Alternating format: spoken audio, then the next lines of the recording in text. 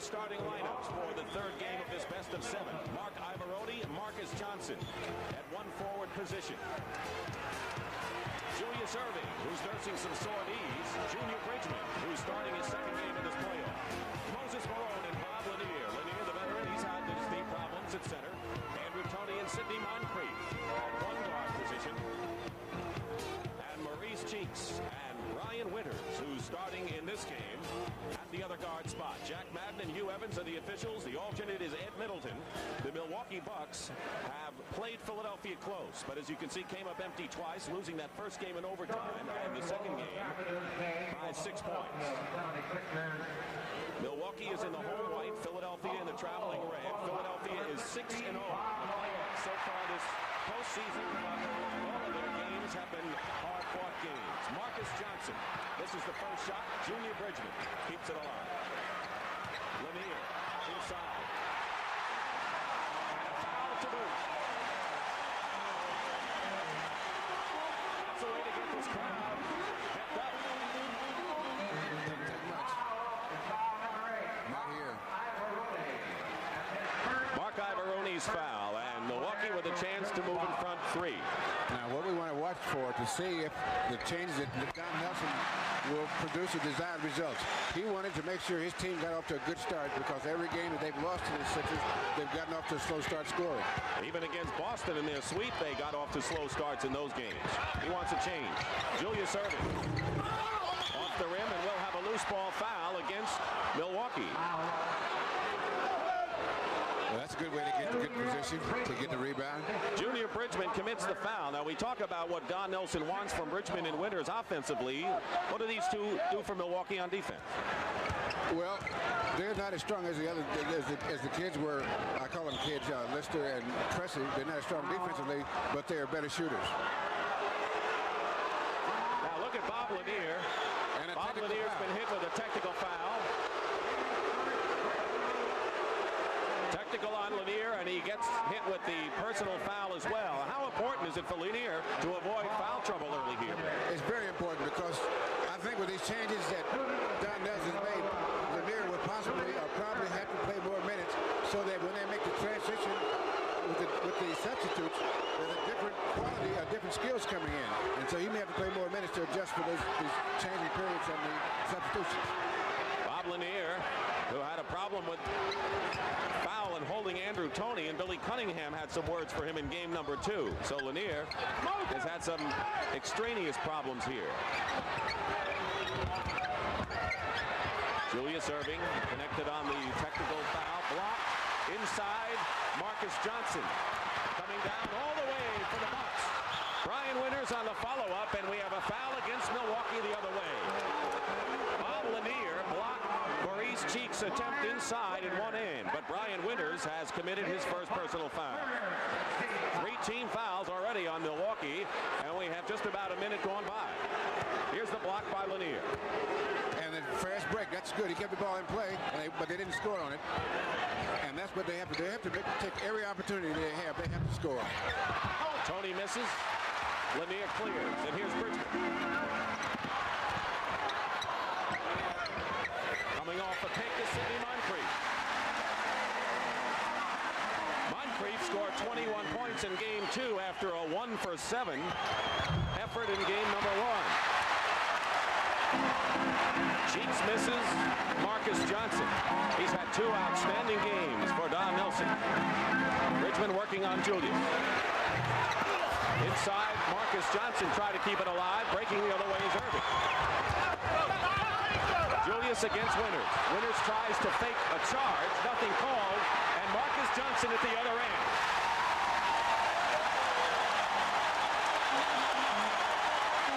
Well, the Bucks so far getting off to a pretty good start. So far, it looks like it's working. You know, when the coach makes the kind of change that Don Nelson made, it's because he has such a feel for his team. He knows how that guy's going to react emotionally. Moses Malone handling the ball for the first time in the game. Misses from way out. Irving keeps it going, and it's out of bounds. Milwaukee ball. Philadelphia has missed its first 5 shots from the field. And there is Don Nelson, a Midwesterner, born in Muskegon, Michigan, grew up in Rock Island, Illinois. Played his college ball at Iowa. Now, you you notice that when Winters brings the ball up, Philadelphia puts a lot of pressure on that because they want him to concentrate on bringing the ball up and then maybe take his shooting off a little bit. The New Yorker, Billy Cunningham, born and bred in Brooklyn, New York. It's 9-1 on Lanier's basket. And the Bucks and their fans are sky high. Cheeks. Julius Erving inside over Lanier, and a fine finger roll by Julius Erving, who is 3 for 11 from the field and only 6 points in game 2. And look for him to try to score more. Every 76er starter except for Erving is shooting 50% or better so far. Brian Winters with a runner. Winters again. Malone, the rebound. Leading rebounder in the series for both sides. Andrew Toney. Can't leave Maurice Cheeks open anymore. He'll burn you. And it's now 9-5. And you're getting quite a pushing match between Ivorone and Junior Bridgman because Ivorone has a height advantage and Bridgman's keeping contact with him, and Ivorone doesn't quite like that. Ivorone guarded Marcus Johnson in the first half of game 2 in Philadelphia. Maurice Cheeks, you'll watch him double teaming all over the court. Bridgman from the corner. And those are the shots that the Philadelphia defense is giving up. They're double teaming Marcus. Out of bounds, Philly ball. And Lanier. And the idea is to make him shoot the outside and make that shot that Brian Winters just made. Of course, one of the things Don Nelson wants to do on offense is to have Brian Winters shoot the long shot and keep Maurice Cheeks anchored to one spot. Because that's the strength and the weakness of the Philadelphia team. If they Maurice Cheeks misses this one, and here's Sidney Moncrief, 3-on-3, Milwaukee. Moncrief Winters. Tony's given Moncrief the shot. He's short there. And Julius the rebound. He's short down court. Actually, Andrew Toney had beaten Lanier, but the pass bounced to Andrew Toney. And it's an 11-7 game, and there's Lanier and Toney hooking up again. Lanier, Toney actually ran into Sidney Moncrief because the outlet pass right over his head. Less than 7.5 remaining first period. Brian Winters going to the hoop. Julius Erving, the rebound to Ivorone. Get the ball to Cheeks. Cheeks goes past Winters. Finds Julius Erving in a crowd of white shirts and is fouled. That'll be the 4th team foul against Milwaukee, and it's the second personal foul on Brian Winters. Shooting so far in the game, and keep in mind Milwaukee's going with 2 good shooters starting in Winters and Bridgman.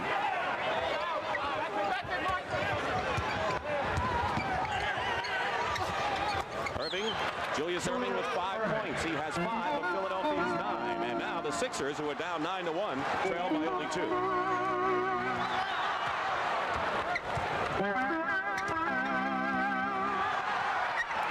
Malone on Lanier. Patented left-handed hook. 3 for 3 for the Daubers, they call him. Bob Lanier in his 13th season, 8 times an All-Star, and playing with knees that would make 68-year-old man cringe. Inside Malone. Malone fights again, loses it. Out of the pack comes Marcus Johnson. He has Bridgman, pulls up. And a foul. It'll be against Philadelphia, and it'll be against Julius Erving.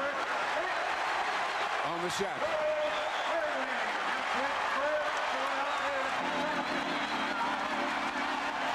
Remaining in the first period. Milwaukee's leading.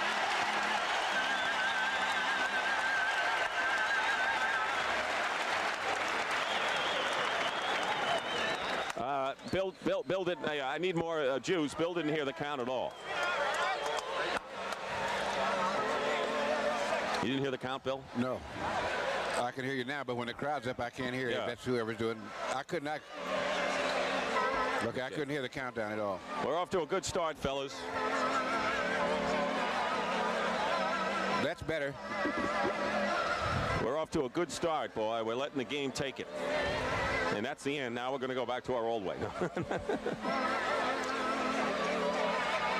I got you. Okay. Okay. All right.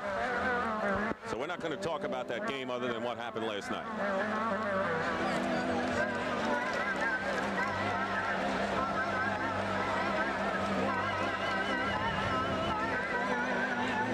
You keep Malone's rebounds and scoring on a... Thank you. Who, Bridgman and Winters? Yeah.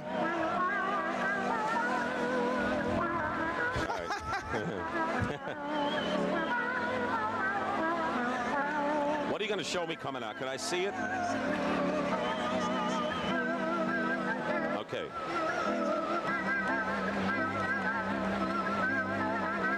It's 13-9 Milwaukee. Last night in Game 3 in San Antonio, the Lakers, with a great third period, defeated San Antonio 113-100. Jamal Wilkes at 26, Kareem Abdul-Jabbar 25. Lakers lead 2-1. And tomorrow afternoon we have regional coverage on CBS.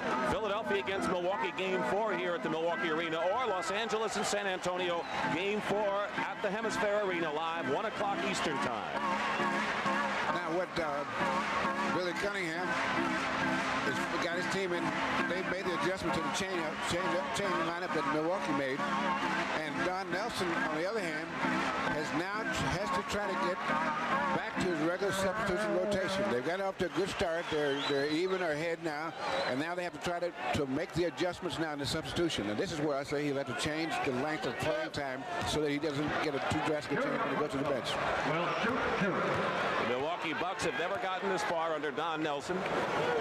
They accomplished it with a 4-game sweep of the Celtics. No one had ever done that before. And the Bucks find themselves in an 0-2 hole against Philadelphia, and the 76ers playing very well. Billy Cunningham told us yesterday at practice, we're playing as good a team defense as we can play, but we have not reached our offensive potential yet. Richmond hits the free throws, and it's a 6-point Milwaukee lead. So far, what Don Nelson has tried has worked. All the way, Tony, blocked by Lanier, taken out by Junior Bridgman. 3-on-1 fast break. Bridgman shuffles it off to Winters, who loses the ball out of bounds. He cannot afford to miss a 3-on-1 like that. No, and he should have stopped at the foul line. But what happens is they don't have a real point guard, and so they have different guys running a fast break, and it's hard to coordinate a fast break. A fast break is an intricate play as you have in basketball. Ivoroni has played well in 2 games. We'll have a foul. It'll be on Marcus Johnson, and that'll be the 5th team foul against Milwaukee. And coming into the ball game, the substitutions, which will follow closely, Alton Lister, who had been the starter in Game 1.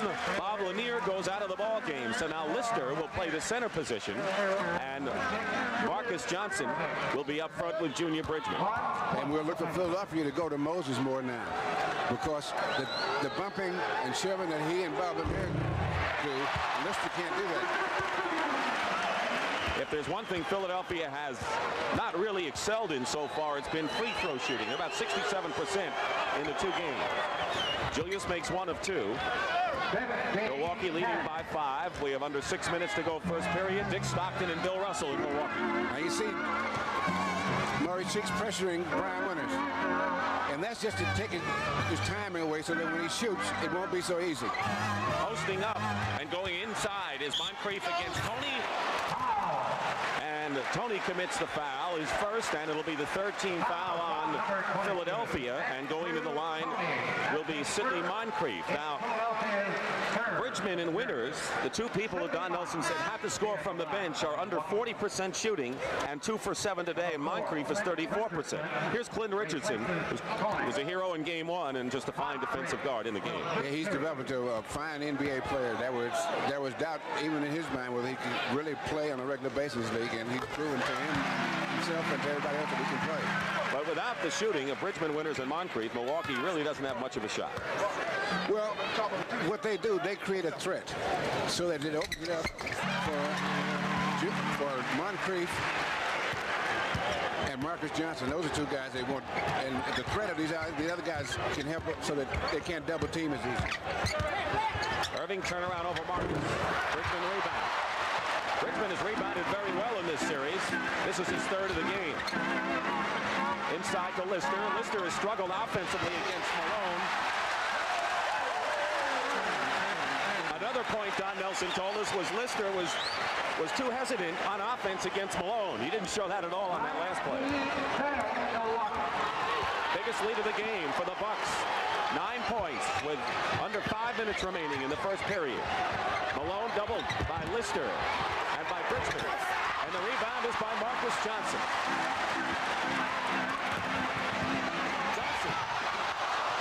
And now Philadelphia wants to run the court. Richardson sees it isn't there. Ivoroni is inside against Lister. Bridgman is guarding Malone in a mismatch. They find Malone. Double teamed quickly by Lister. Turned over. And Milwaukee has it again. Bridgman.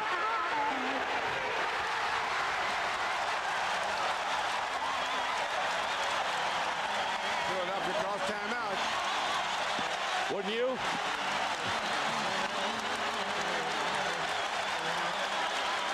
Biggest lead of the game right now. The Bucks by 11.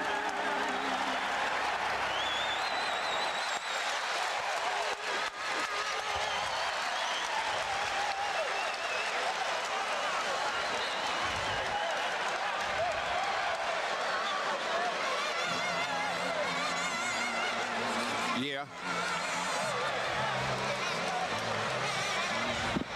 Yeah, I know how to use it. Okay. Did you?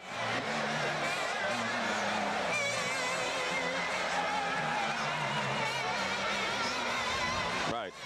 Okay, I know what. Yeah, right. You did hear me going in commercial, right? Okay, because I just want to see what it's like when I did try it with the crowd screaming. Yes, but you heard me fine. Okay. Sorry to hear that, Mike. Yeah, we were kind of hoping we'd have some problems, but if that's the way you feel about it, then that's it.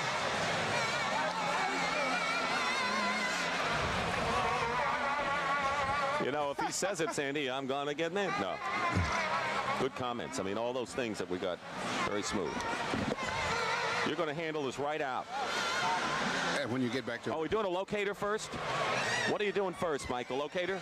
Okay, fine. Nice and smooth.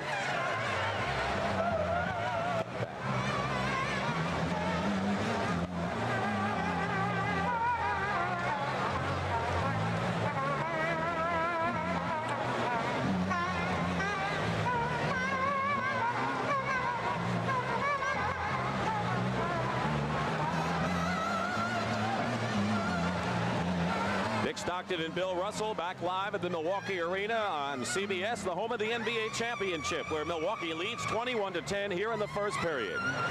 Dick, you know when you said Junior Bridges was doing a better job of rebounding, this is some of the action away from the ball. This is why he was able to get that last rebound. He had also Lister and Moses Malone giving each other pretty good shoving around, and there's the rebound, the action away from the ball. And Milwaukee has out-rebounded Philadelphia 11-6. Marcus Johnson has 5 of those 11 so far, as the Bucks have outscored Philly 10-1 since the Sixers cut an 8-point deficit to 2. So it's been a game of streaks so far. Looking at the Malone-Lanier matchup, keep in mind that Winters has 5 assists in the game, and that's helped Lanier. I've noticed one thing, that as good a shooter as he is, Brian Winters is not looking for the shot as much as you might expect him to. 4:05 to go. Bobby Jones, number 24. Here's the booze, because he really ended Milwaukee's hopes with 2 fine defensive plays. Richardson blocked inside. Alton Lister, who led the Bucks in block shots. That was some block. Because he came out of nowhere. That's where he got it, because Richardson knew he was free. 3:45 to go in the first. Malone knocks it away. Lister blocks Richardson. And Malone has the ball passes to Richardson. Now he knows he's free, and there comes Lister from the blind side. Lister and Irving the rebound. 21-10, Milwaukee leading with 3:34 remaining in the first period. Maurice Cheeks puts a move on Winters, goes in, gets the basket and a foul. That is an outstanding move by Maurice Cheeks, who's done everything in this series. And he gave Brian Winters 3 good fakes before he made that move. Foul goes on Lister. Charlie Chris, who had a fine game too, scoring 10 points on 4 for 6 shooting, replaces Brian Winters, who goes out of the game without scoring. So Cheeks hits the free throw in the three-point play. 8-point lead. Chris, 5'8", free agent. He was a 28-year-old rookie out of New Mexico State in his 6th year. I said to him before the game, "You're too little to be playing this game." He says, "He's not your size, the size of your heart." Hey, that sizes up Chris, doesn't it?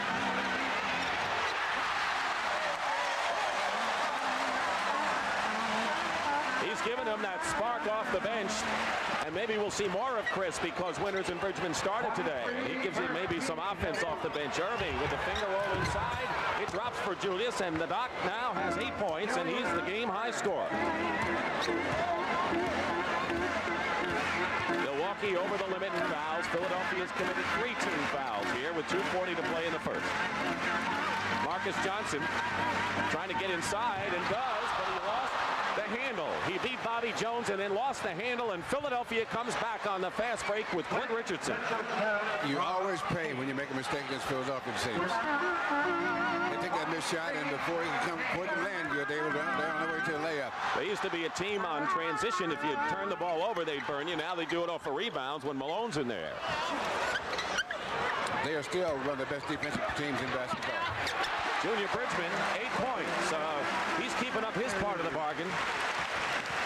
8 points with 2 minutes to play in the first period now. 8-point lead for Milwaukee. Moses Malone has not scored yet. And forget about that. Malone with his first points, and it comes with under 2 to go in the first.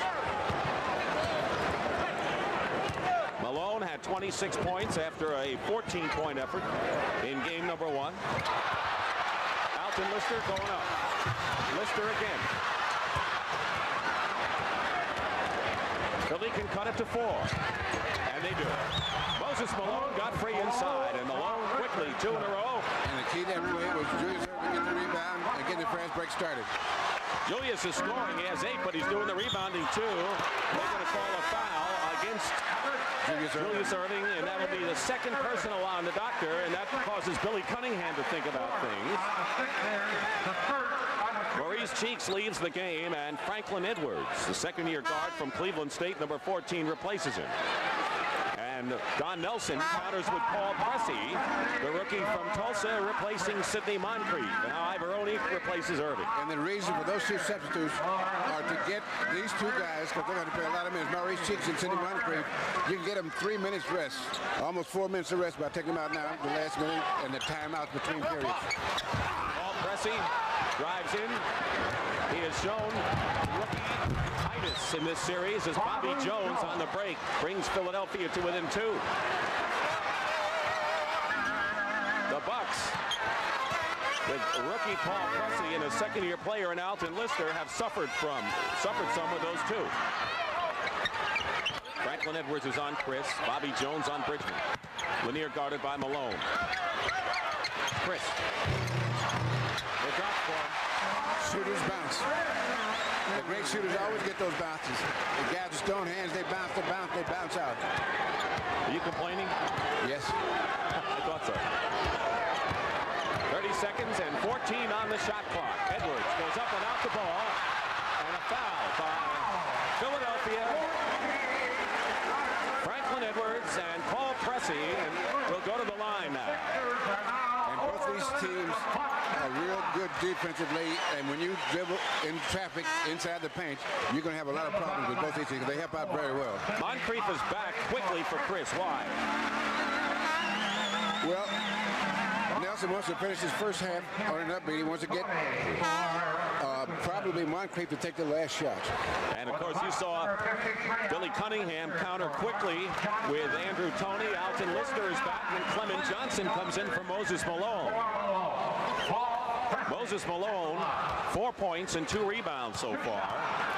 But, you know, with a guy like Moses, the numbers don't tell the story because he saps the strength of the other team by his presence because they're always worried about him and he's always on their mind. I don't know where he is, right?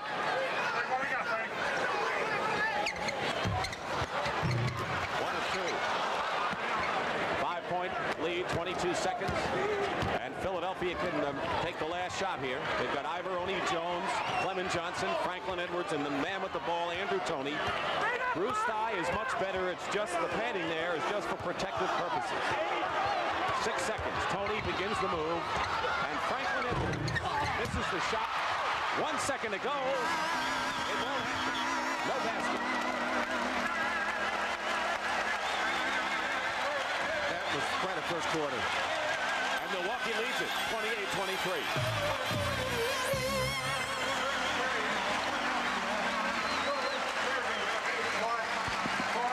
That was Bill Russell's best first quarter I've ever heard.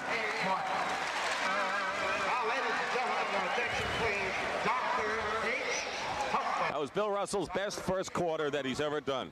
We have an important message for you. Please report to the scores table. Very nice, guys.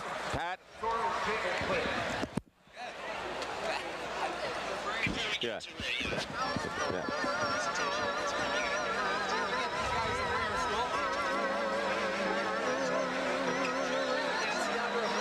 I got you. San Antonio, yeah. All right. Okay. I think because I gave you time to. I mean, yeah. You don't have to give Nice going.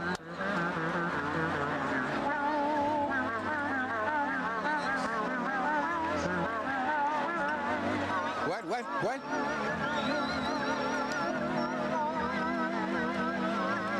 I couldn't hear you. Right. First, what's first?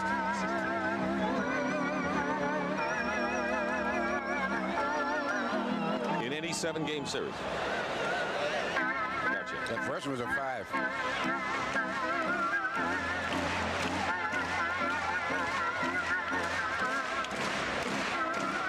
If you're wondering how teams have done, how many times teams have come back from an 0-2 deficit, back in '56, that was a 5-game series with Fort Wayne and St. Louis. But there have only been 5 occasions where a team has been down 0-2 and come back to win. And Milwaukee leading after the first period. And, of course, Bill Russell's Boston team in '69 when the balloons didn't come down, right? At the Forum, right? That was found in the Forum. 28-23 Milwaukee. Want to remind you, coming up at halftime, Pat O'Brien will be our host. And there's been a lot of talk of which players are going to come out for the NBA draft. And Houston, Clyde Drexler and Hakeem Abdul-Olajuwon will be live at San Antonio with Brent Musburger to find out what their plans are all about coming up at halftime. You look at the shooting story. Milwaukee with a 5-point lead. Pressey is on Andrew Toney. And Andrew gets Pressey in the air. The basket counts. We'll give you the matchups. Edwards is on Pressey. Toney is on Moncrief. Clement Johnson on Bob Lanier. Ivoroni on Lister. And Bobby Jones is on Junior Bridgman. Moncrief slapped away. It's still Milwaukee ball, and they have 8 seconds. When you go inside, there's a lot of guys there waiting for you defensively on both these teams because they pack it in and make you shoot the outside shot. What they give you is mostly the weak side jump shot. Bridgman. Ivoroni clears. They look for the break. Good play by Franklin Edwards on the high pass. Edwards behind Bobby Jones.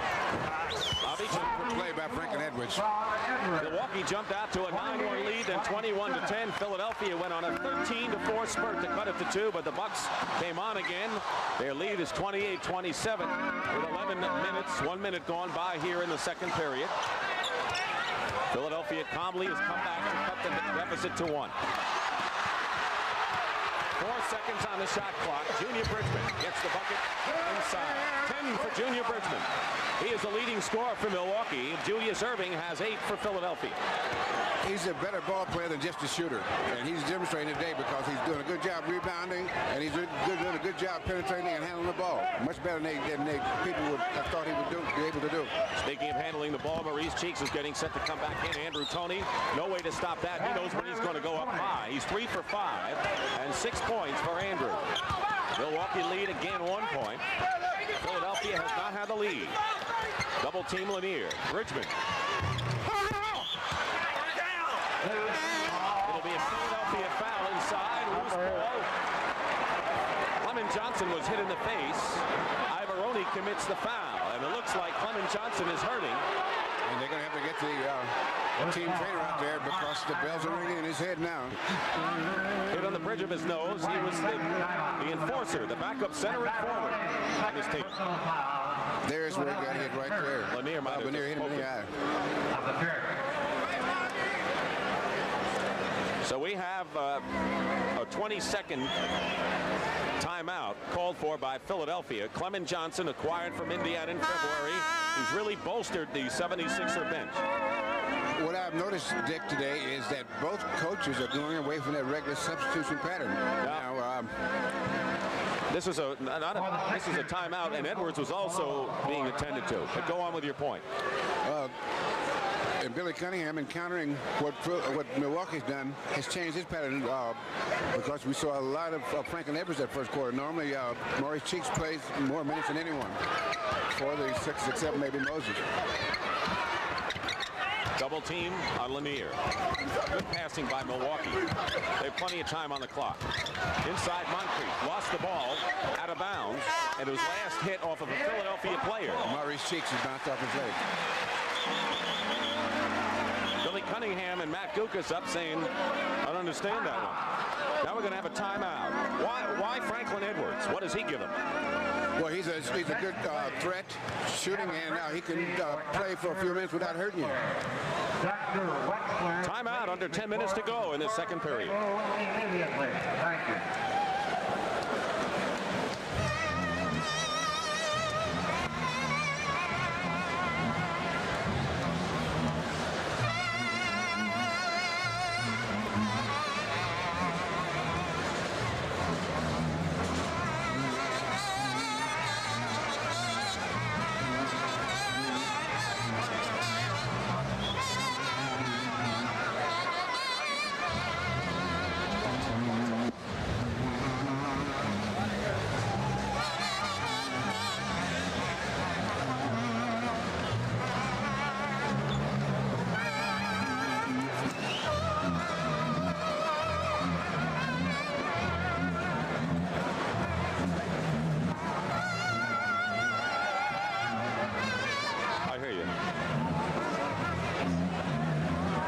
See it? I got to see it. Don't yell. Don't yell. I hear you. I hear you great. Yeah.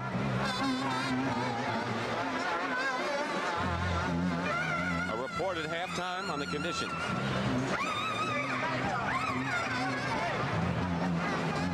It's raining in Fort Worth, right?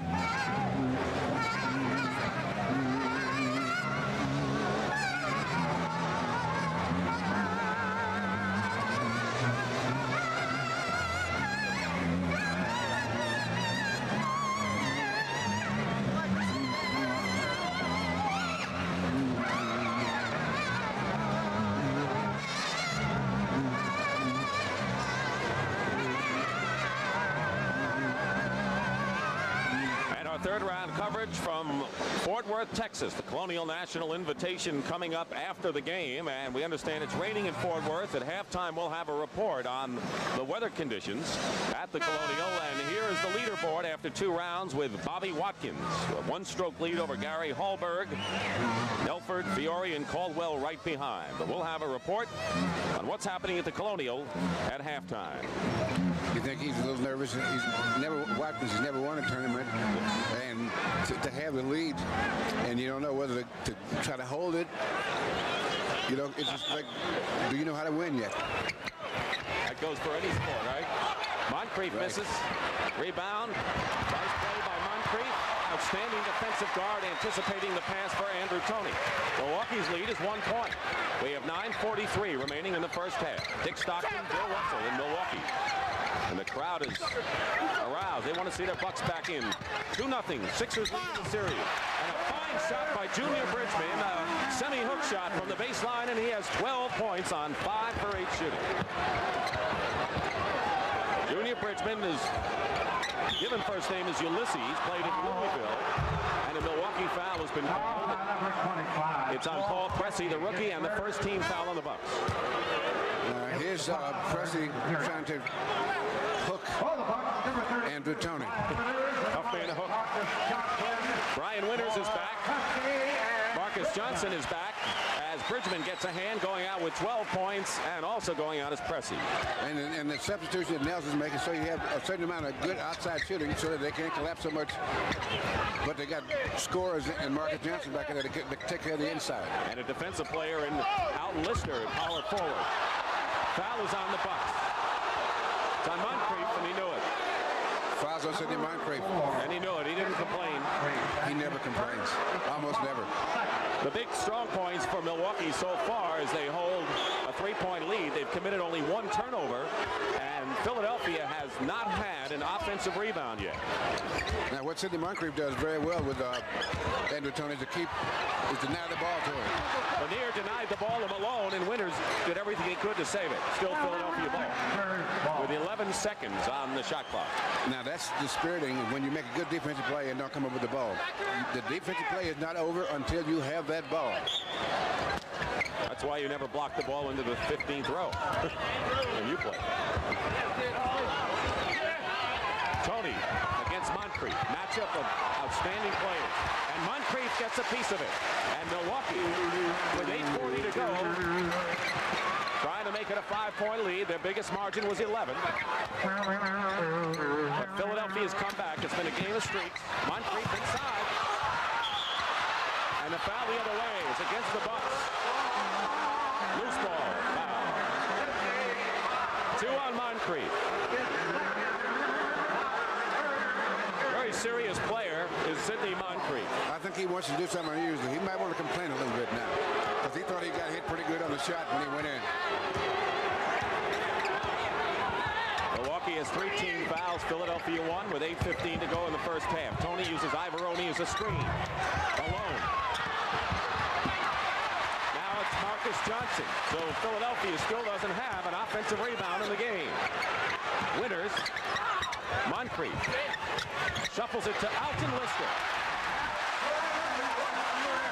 And that's what the key players have to do. Julius and on Milwaukee, on Philadelphia, and Marcus and Moncrief on Milwaukee. They have to penetrate and dish off. Cheeks had no play, so he took the shot himself. And Maurice Cheeks, who is averaging over 20 points a game in this series. And Maurice Cheeks is what you call a coaching aide. When the play breaks down, he makes the hoop.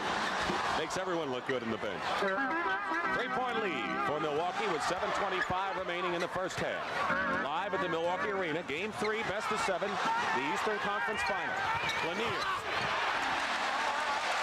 9 points for Lanier. He's outscored Malone 9-4 and hasn't missed a shot yet. He's 4 for 4.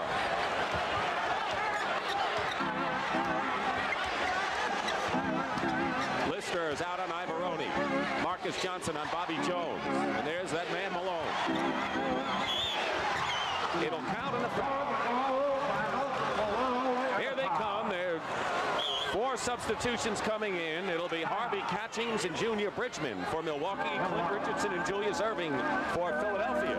And these substitutions are very well calculated to keep a certain amount of firepower and a certain amount of rebounding.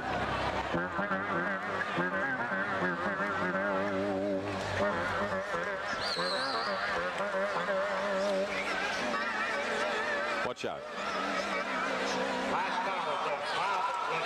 It's all right.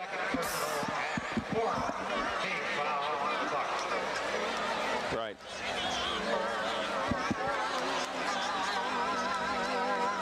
Okay. So I'm going to ask you. I'm going to say, this is a game Milwaukee has to win. Obviously, down 2-1. I may do 2-0.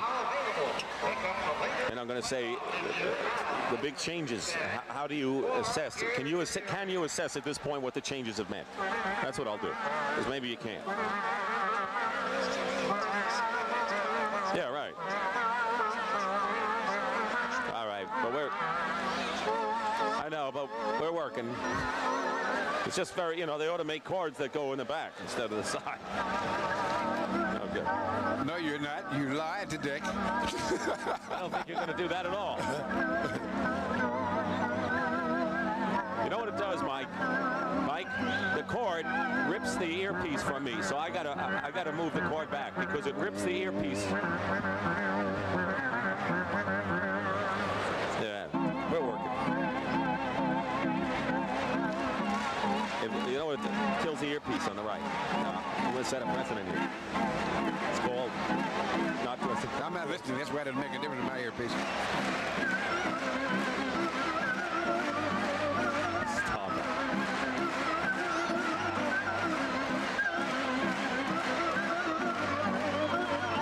A game Milwaukee needs desperately. In fact, they need both of them this weekend. They're leading 36-33. Bill Russell, we talked about Bridgman and Winters starting and what it would mean over 48 minutes. Can you discern what these substitutions have meant so far in this game in the second quarter? So far, it seemed to work for Don Nelson. He got the things that he wanted. He got off to a good start. Now, will he be able to get back to his rotation that he wants for the rest of the game? We won't know that until maybe the end of the third quarter. He hasn't been hurt by the rebounding, by not having Alton Lister in there. He certainly hasn't been hurt defensively by not having Cressy and Lister. Again, the substitutions, as Bill mentioned when we went out to commercial, you want a blend of good shooters, defensive players, and rebounders in there, and both teams have that right now. Harvey Catchings, former Sixer, number 42, is in the game for the first time. And he is the center. Malone at the three-point play. And it's now 36-34 Milwaukee. Just under 7 minutes remaining in the first half. Pressure by Philadelphia, the trap. Pick them up at half court. Someone's open, and it's Brian Winters. Passes up the shot. 7 seconds on the shot clock, though. Milwaukee better get something going. Winters. Milwaukee didn't get the shot they wanted, and Philadelphia can tie it up. And the reason they didn't was the pressure that Philadelphia exerted was just to make them take time, so they didn't have time to run their plays. Their plays taking an ordinary amount of time. The Milwaukee Bucks. Bobby Jones missed the shot. Bridgman down away the basket. And a foul, and a big basket for Milwaukee. The transition game, Milwaukee style.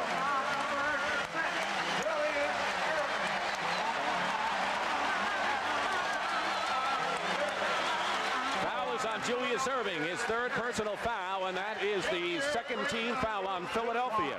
So now Julius Erving is not very happy with that call. No, he's going to the bench, and coming in for his first appearance in this series is Reggie Johnson. Third-year, 6'9" forward from Tennessee, who has played with 3 teams in the last year. 33, Reggie Johnson. I bet he's happy to be where he is right now. Well, he was with San Antonio. That wasn't bad, but he was with Cleveland and Kansas City. He is happy now. Junior Bridgman, 6 of 9 from the field, misses the free throw, and a 4-point Milwaukee lead nearly halfway through the second stanza. Here's Reggie Johnson. He's a pretty good shooter. Good around the basket, too. And this is another defensive struggle these teams have played. They both played outstanding defense. Catchings on Malone and fouls him.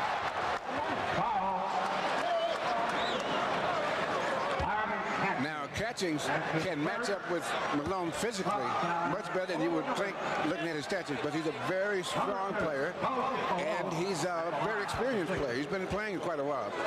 And so, but his weakness is he does not give you any offense. So now what he has to do is set picks, rebound, and play defense. That is a 15 foul against Milwaukee. They're in the penalty, and Malone, now with 8 points in the game, he has 2 rebounds and 7 points. 8 points for Moses. So Malone and Erving. Malone has 9 now. Erving has 8. Cheek 7. Those are the high scorers for Philly. Bridgman with 14 and Lanier with 9 lead the Bucks. 5:45 on the clock. Milwaukee by 2. The reason Milwaukee offense takes so much time is they try to get the other team to commit so they can get the offside, weak side shot.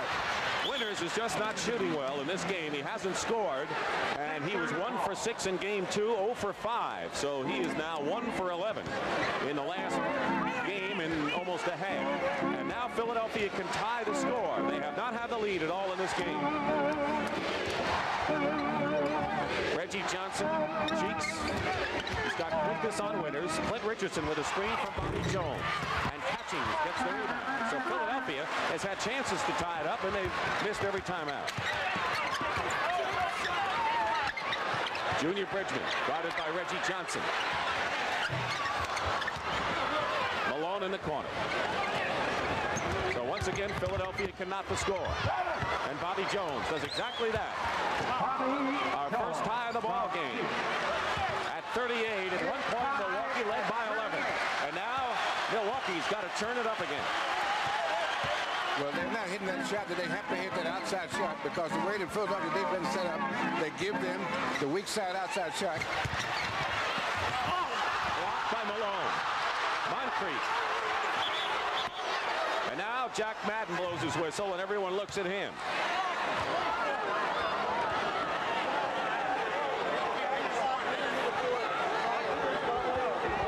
They're going to reset the clock to 24 seconds. They did not do that.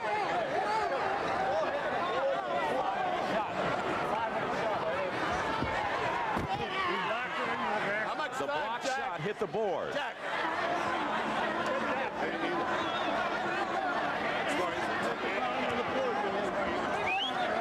If the block shot hits the board, there's a reset for 24 seconds, and that's what they had to do. 4.5 to play in the first half. High score, 38.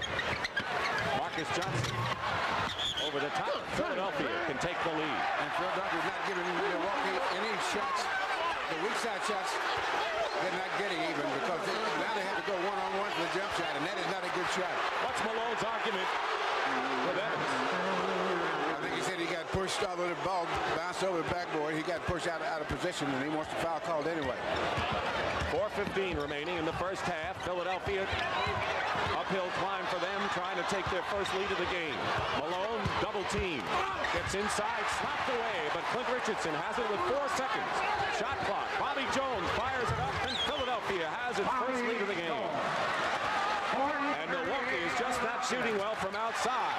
Marcus Johnson and Moncrief are 2 for 11. They are not getting good outside shots, Dick. That's the reason they're not hitting them well. 9 on the shot clock.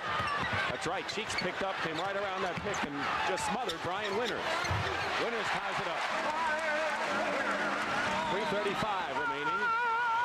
Winters is 1 for 6 now from the field, and we're going to have a timeout by Philly. And the reason that's so important is Maurice Cheeks helps out quite a bit in the center position when he's double teaming. And they have to make the outside shot in order to keep him busy so he can help out the other guys. You know what they say, if you live by the outside shot, you die by it too.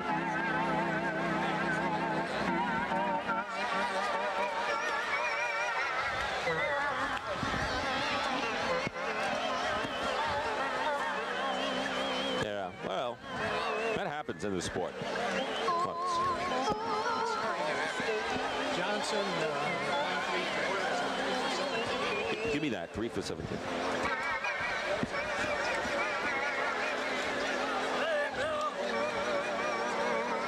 Okay, going pretty good, guys.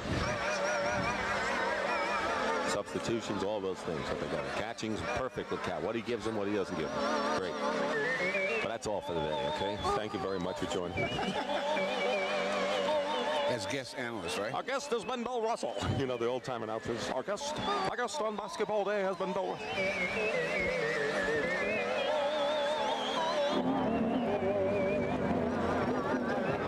Thank you, Dick. Thank you, Dick.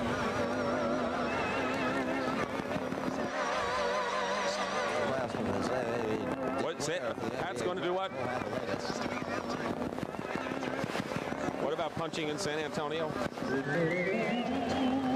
had additives on this? Am I on camera the whole time? Hey, Pat. Yeah. Pat, you're on camera even in when the game goes back.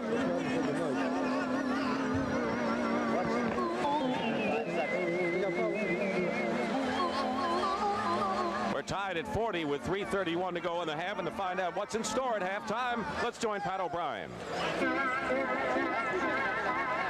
Developments as college underclassmen declare for the NBA draft. We'll have the very latest. We'll also go live to Brett Musburger, who is standing by in San Antonio with Houston's Hakeem Abdul-Olajuwon and Clyde Drexler. And the complete highlight report on last night's Lakers-Spurs game. That's at the half. Back to you, Dick. Thank Thank you very much, Pat. You know, Bill, with Milwaukee's Johnson, Moncrief, and Winters shooting a horrid 3 for 17, I think that the Bucks may be fortunate to be tied at this juncture. Well, they're playing very well, except they're not making the baskets, and that's almost like saying, other than that, Mrs. Lincoln, how'd you like to play? But they are tied. But the thing is, they can't go on like this. No. But I want to tell you, the reason they're shooting, the percentage they're shooting, is Philadelphia is concentrating on those guys on the outside shots. They're sending the guys a lot of distance to bother them on those outside shots. Reggie Johnson shooting over Marcus Johnson. Johnson gets a piece of the ball. Milwaukee's not playing a bad defensive game in its own right, believe me. No, they're not. They're playing excellent defense. Both teams are well prepared to play the other team. The Bucks have blocked 6 shots by a variety of people. Moncrief on the pass back from Winters. The basket no off the rim. Moncrief signaled to Jack Madden. He says, how about a goaltending call? Wasn't going to get it. You know, Bobby Jones commits the foul. Moncrief has had so many near three-point play situations like that in this series. Well, he's almost ready to forego his outside shot, which is an important part of his repertoire. To go inside and try to get three-point plays because his outside shot is not falling for him. 3 team fouls against Philadelphia. The Bucks over the limit with 3:07 to go in the half. Moncrief has 5 points. He averaged 22.5 in the regular season. He has not missed from the line in 3 tries. You know, you think about these guys, we're talking about their shooting percentage and everything. But I want to tell you, Philadelphia defense has a lot to do with all of it. They are really playing outstanding defense. Milwaukee with the lead, 42-40, under 3 minutes to go, first half. A game Milwaukee needs desperately. They cannot afford to be down 3-0. Reggie Johnson, Malone moving out and passing in that time. It was an outstanding pass by Moses on that because he turned around and faced the court. He has to do that so they can see the double team and they can see the guys that he can pass to. Look at the shooting in this period with 40% for Milwaukee. And they leave Harvey Catchings open. That is not the shot that Don Nelson wanted. He says, no, great shot, great shot. And you know what? Philadelphia would give him that every time down. They'll let Catchings shoot. Reggie Johnson trying to move it against Marcus Johnson. Doubled by Brian Winters. Quick passing, and Clint Richardson goes in with a foray. No basket, and offensive foul against Philly. Just as I was about to say, good move by Clint Richardson. It was. It's what happened after that. Offensive foul, Clint Richardson. That is his first personal foul. Milwaukee with a 2-point lead, trying to add to it. 2:15 remaining in the first half. Paul Pressey, long arms. Lanky at 6'6", good defensive guard. Marcus Johnson. Billy Cunningham said, well, we like people like Pressey and Marcus Johnson to shoot from outside. Cheeks penetrates. And they're going to call an offensive foul on Mo. And Maurice Cheeks doesn't like that call.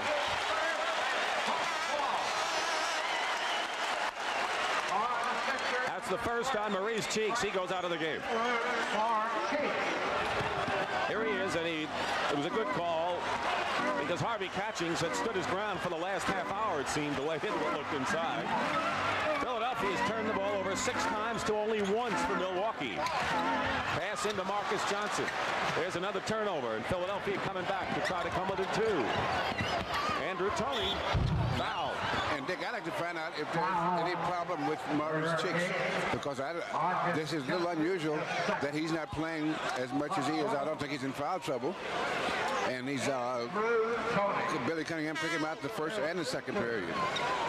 Maurice Cheeks, who has emerged as a star in the game of basketball after being an underrated performer for several years. He's in his 5th year, but a very good point as Toney goes to the line because Franklin Edwards came in early in the first period. Moses Malone takes a breather right now. He's replaced by Clement Johnson. So the Johnson boys, Clement and Reggie, are in there for Philadelphia, and they were both acquisitions in February. So you can see how that helped Philadelphia's bench.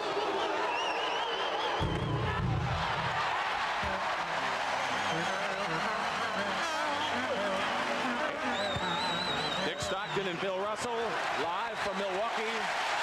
Harvey Catchings Hutchings gets a hand as he leaves. This is game 3 of the best of 7 Eastern final, with Philadelphia leading 2-0 on CBS, the home of the NBA championship. Andrew Toney is struggling so far in this game. He has 7 points, but only 3 of 7 from the field. Minute and a half. Sixers have a foul to give. You know what's interesting to me is that with anticipation of what the Sixers are going to do, Don Nelson even has plays to get the ball inbounds in the backcourt. Edwards running the court. And Andrew Toney with a short jumper at the baseline. And Milwaukee's lead is 1 point now. Philadelphia had the lead briefly at 40-38. It's been otherwise all Milwaukee with the lead, and we've had 3 ties. But Philadelphia will make you come up with plays for everything. Milwaukee has to play a near-perfect game to beat Philadelphia. Sure they do. Because they're playing very well now, and against any other team, I think they would have a 10-point or 20-point lead, maybe. At least a 15-point lead. That's your leading scorer in the game, Junior Bridgman, with 16 points on 7 of 11 from the field, and it's a 3-point lead for the Bucks, 14 on the shot clock for the Sixers. Andrew Toney against Pressey. Franklin Edwards against Moncrief. Rebound Lister. And now Milwaukee can play for the last shot.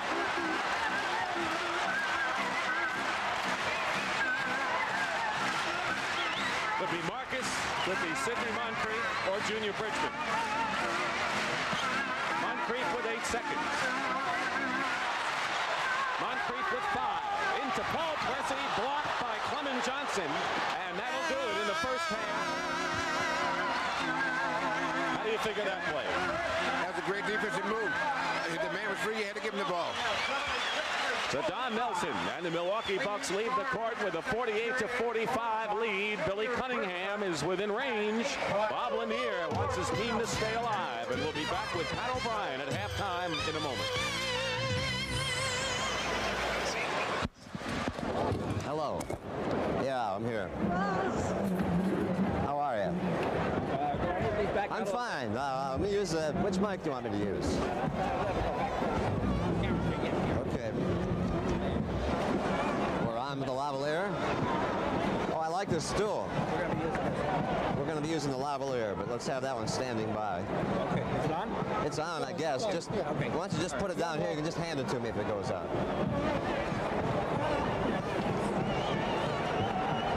Well, we got nothing here. No lights, no camera. We are at the half.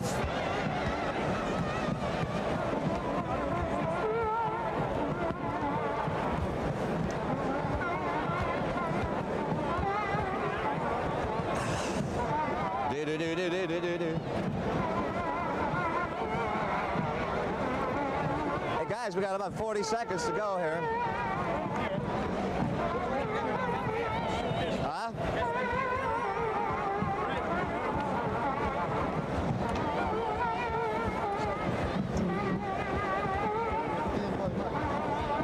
We're at the half. Hi everybody, I'm Pat O'Brien. Well, can I have the monitor up here?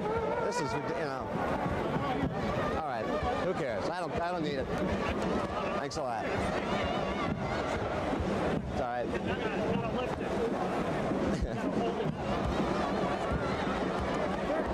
Okay, Bridgman has 16 points, right? How many points does Junior Bridgman have? How many points does Junior Bridgman have? 27. They had a decision for college. We ready to do this, boys? 10 seconds.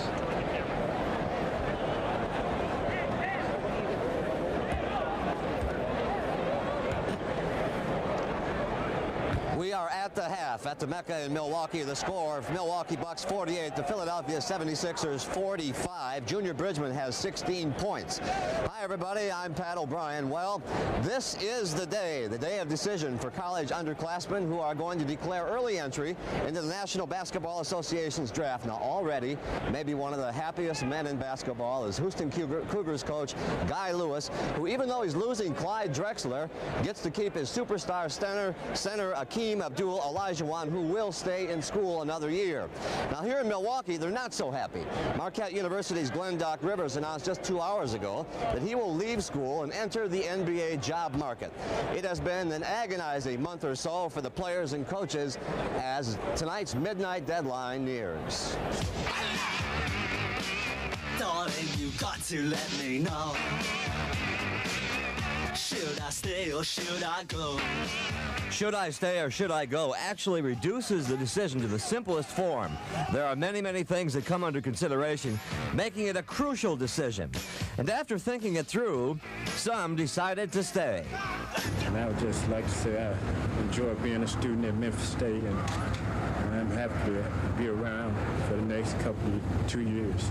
And some decided to go. I have decided to leave school and begin a career in professional basketball. Remember last year it seemed easier to say yes to the pros. Most of the big names like James Worthy, Terry Cummings, and Dominique Wilkins came out. In fact, 8 of the first 12 draft picks were underclassmen. But this year, the big names that are staying in college apparently feel they have some personal goals to fulfill. It's based upon different circumstances. One team may feel they have a chance to win a championship, and therefore the players will stay in school for another year. You really have to look at all the factors involved. This year, Clyde the Glide Drexler leads the list so far. The others are not so well known. And all this talk about this being the last big money year under the new NBA contract may just be talk. A player can sign for any amount of money. The teams can maneuver within their own framework of salary structures to sign that player. And it would be a terrible disaster for players to come out early just because they've been misled into believing they can't sign for more than $75,000. Thursday, the press came out in Houston, waited 90 minutes to hear the intentions of their local superstars, Hakeem Abdul-Olajuwon and Drexler, who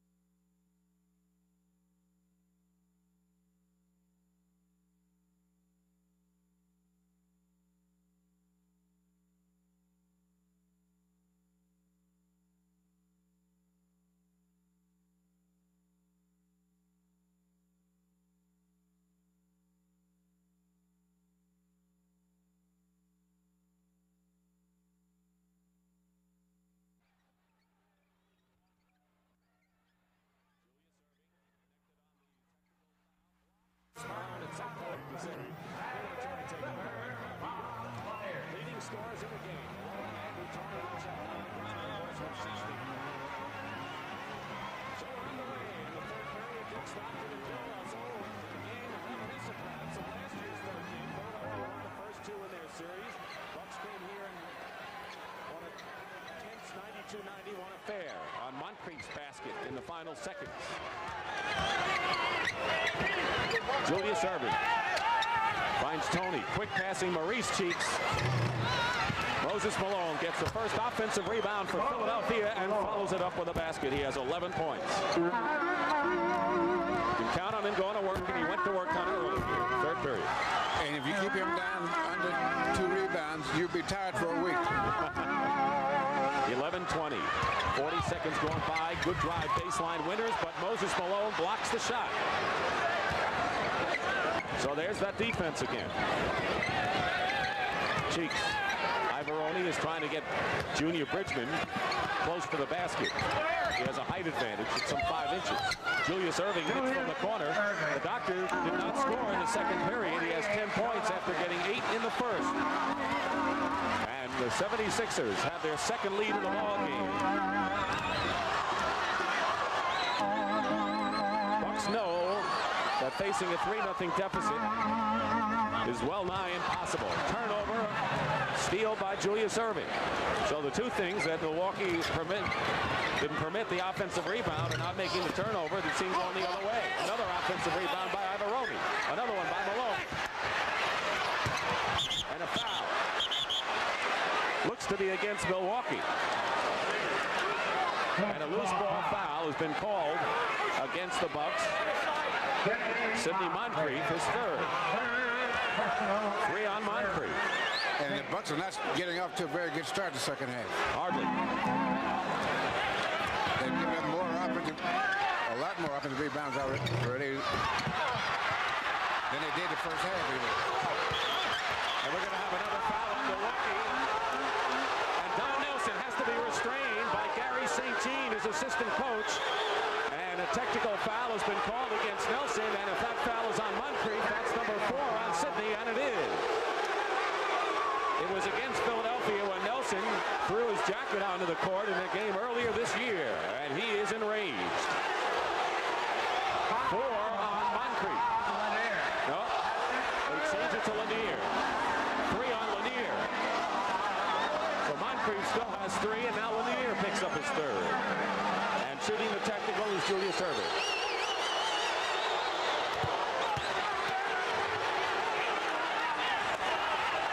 Sixers ball. They're up by 2. Winters is starting out on Cheeks. Malone outside, drawing Lanier, now going under. Erving, Marcus Johnson, and Moncrief double. Julius, short. Malone loses it out of bounds. Let's see that Lanier foul, Russ. The ball, there's a rebound here. I couldn't see who did.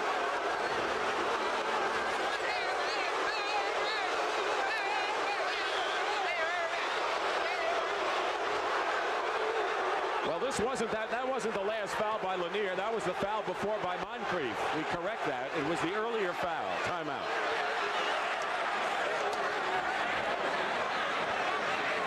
Hey, guys, you'll have to tell us which foul, please. That foul isn't sufficient.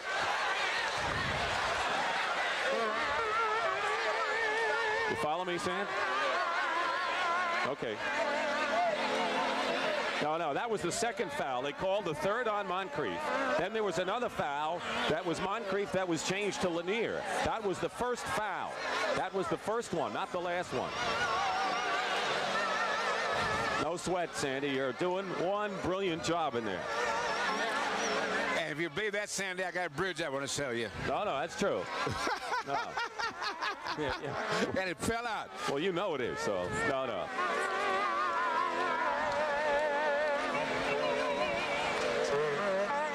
All right. Yeah.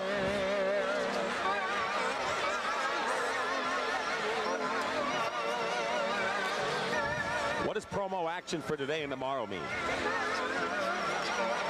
Okay, fine. Okay. All right, you're going to do both then, right? You're going to do how many pages on this thing?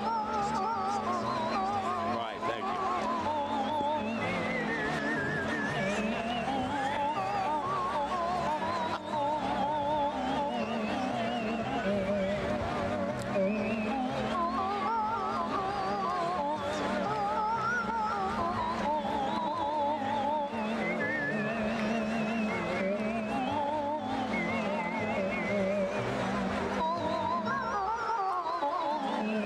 We have regional coverage.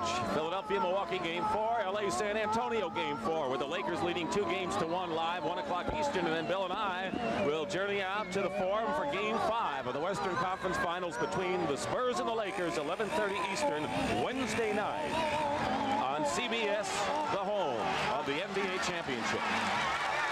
And Milwaukee has not scored the second half, and although it's only a little over 2 minutes, it's still important that they get in gear pretty quickly, because Philadelphia's had ample opportunity to even have a bigger lead. They've outscored him 5-0. Bill, thanks to 4 offensive rebounds. Moncrief tries to put the Bucks on the board, and he does. Sidney Moncrief with 8 points, and maybe from Milwaukee's standpoint, that'll kind of change the outside shooting fortunes they've had. Well, most teams, when they have a trouble scoring, they try to go inside so they can get the shot or at least a free throw. With Milwaukee, they want to get the outside shot. Moses Malone fires up the shot, and there was a loud noise at one end of the arena that I think shocked a lot of the players as well. That was a loud noise. No basket. The weak side help got there late on that. I mean, got there early, so they fouled in there just as he got the ball. Ivoroni's third personal foul, and that is the first team foul on the Sixers. Nearly 3 minutes gone by. Moncrief gets loose behind his back, and the rebound Malone. Moncrief got underneath on a backdoor play, going behind the player. And good defense will make you try tough shots. Maurice Cheeks.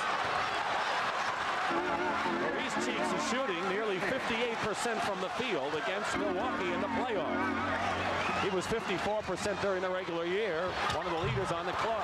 Lanier misses inside, and Philadelphia, with their biggest lead of 4, trying to stretch it now with 8:35 to go.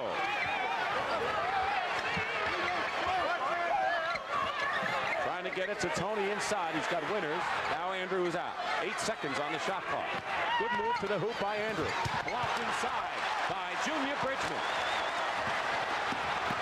Marcus Johnson.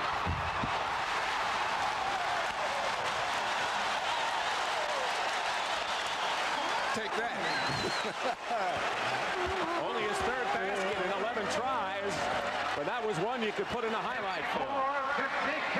2-point Philadelphia game. The Bucks need this. Ivoroni. Moncrief. And Bridgman is hurt. He was hit in the neck at the other end. And I think Moses Malone tried to see how he was. No basket. Junior Bridgman was hit in the back of the neck, I think, by Malone, and Malone tried to see how he was. And they call a foul on Julius. 4 on Julius, but here's Bridgman under the basket with Malone. What happened here? Right here.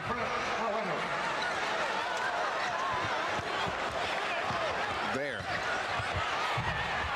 Marcus Johnson. Marcus Johnson.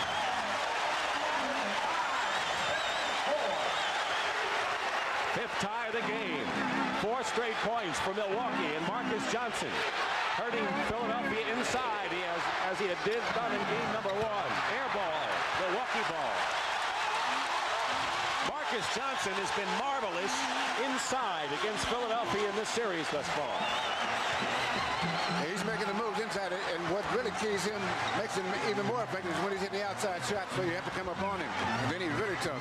Ivoroni on Marcus Johnson. They go to Lanier, back to Sidney Moncrief. Tony, good defense by Andrew. Fine defense by Tony, and Philadelphia. Bad pass. Bridgman loses it. Unforced error there. You think the pace has been turned up a couple of notches, Mr. Russell? Yes, they're revving it up pretty good now, and the defense is getting even stronger. But these guys are really getting it in gear.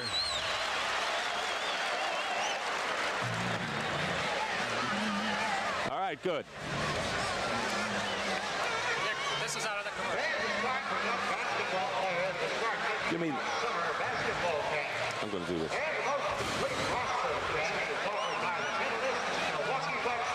I got it. I'm going to add some about what the referees have given. All right. Special Olympics, they gave $5,000. The officials, yeah. It'll be after the Miller thing. It's oh, thank you. Good. You all right? You good? Yeah. What? Okay. Yeah.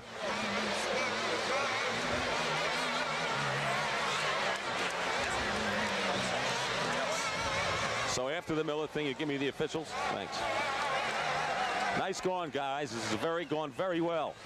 It's one of our better efforts.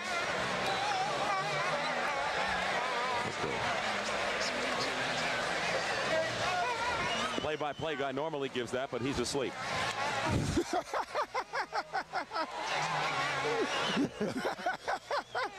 And if a guy can sleep in this atmosphere, he's really got something going.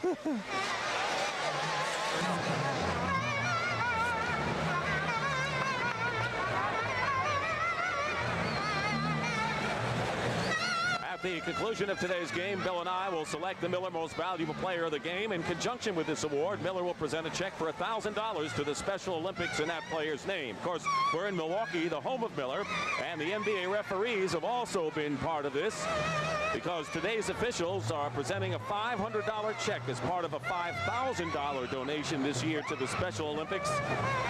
And Jack Madden, Hugh Evans, our officials. Ed Middleton is our alternate. Jack Madden, by the way, is the executive director of the National Association of Basketball Referees. So a doff of the cap to the officials. 54-54, 6:58 remaining in the third. The Brain Trust, Jack McMahon, Matt Gukas, and of course, Billy Cunningham and Lanier you've seen, and Moses Malone, who had only 3 rebounds in the first half, but already he has 5 in this quarter. 5 of Philadelphia's 8 in this period. Moncrief.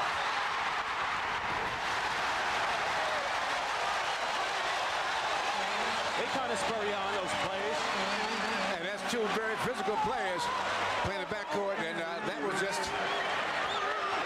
Malone on the pick and roll. Comes right back. Now, on this play like that, it looks like Malone might have beat his man, but that's not what happens. You have to front him on certain situations, and then you have to get help from the weak side. So the weak side help was late coming on that play. 15 for Moses Malone. He had only 4 points at the quarter. Remember, he got off to a slow start. He's using that adding machine in a hurry right now. Charlie Chris, who hit a couple early in the game. He really gets the shooter's bounce, doesn't he? Charlie Chris with 6 points. He's 3 for 3 from the field. He was 4 for 6 in game 2, and now he picks up a loose ball. Moncrief. And a foul. They like it now. Great hustle by Charlie Chris because he caused that to happen. He stayed with Maurice Chicks all the way on that play until he came up with the ball. Here's Moncrief and Andrew Tony going at it. Little contact there. Little contact there. And you talked about Charlie Chris and his hustle. Yeah, there he's standing there. He comes up with the ball. And he makes the right pass at the right time to Sidney Moncrief, and he nabbed the foul line. Charlie Chris is going to go out of the ball game and get a hand. No, I guess not. He is not getting a hand. He's getting a hand, but he's not leaving the ball game. Alton Lister has come in, and Bob Lanier goes to the bench.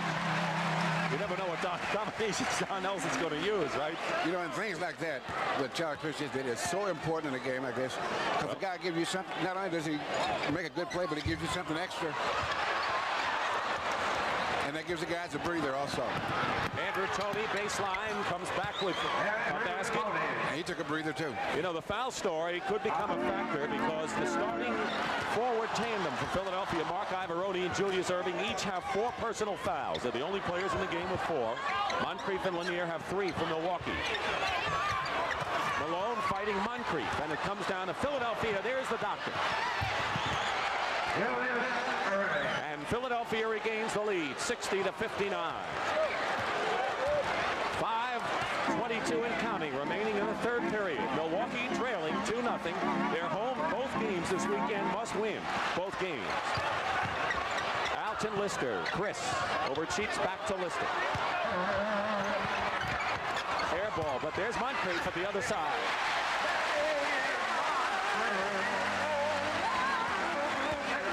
So we go back and forth. Under 5 minutes to play in the third.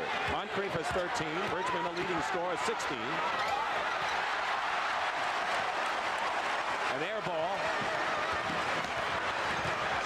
Cheeks missed. Milwaukee, 1-point lead.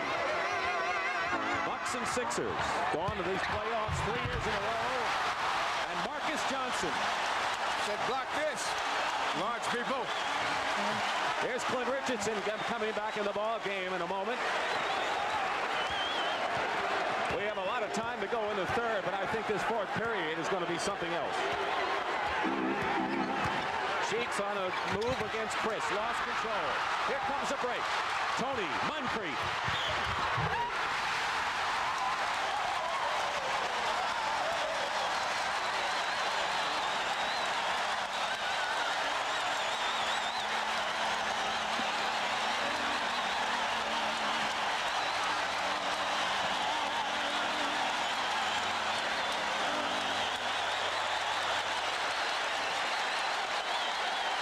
Here's the outlet pass. Sidney Moncrief. Take this, fake, and take that. And now I'll get a 3-pointer. 6 in a row run off by the Bucks. Andrew Toney, that's his second personal and the 4th team foul on Philadelphia. Can you come back to Moncrief? Thank you.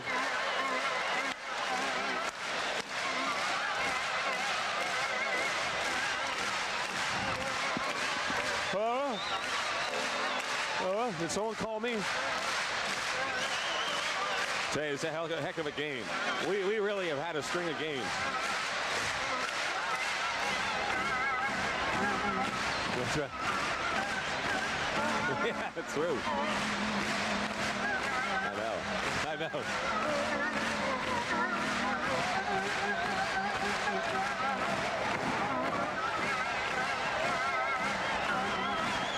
Coming back to Moncrief. Thank you.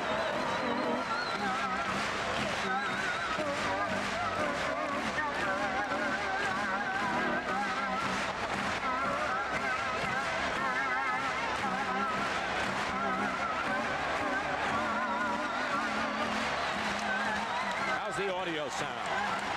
You don't? I don't know. All right. I don't hear myself now. Did I get more juice or not? Yeah. Yes. You don't hear me. I may let the crowd go for a bit.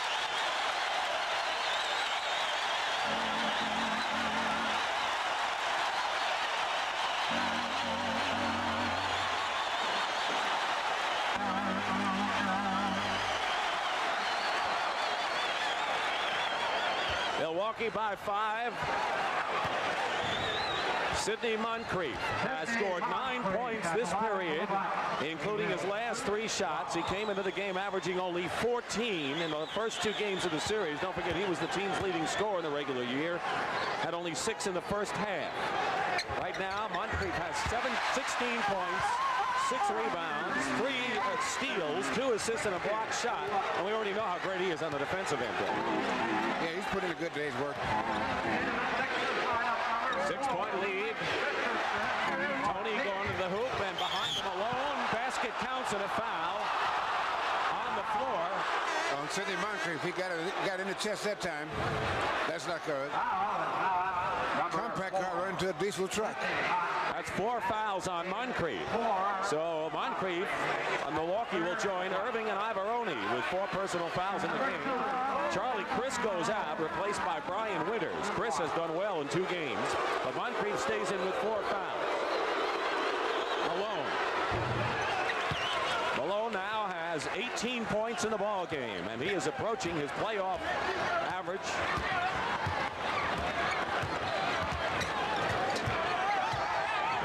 He's hit his last 7 shots as Moses Malone.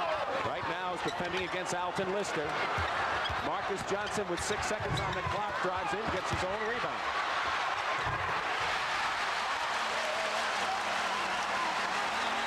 Points in this 3rd quarter for Marcus Johnson. Billy Cunningham Sixers trail by 5 with 3:33 to go in the 3rd period. And the crowd yells defense. They're going to get a defensive guard. Paul Pressey coming in with the first jump. Tony,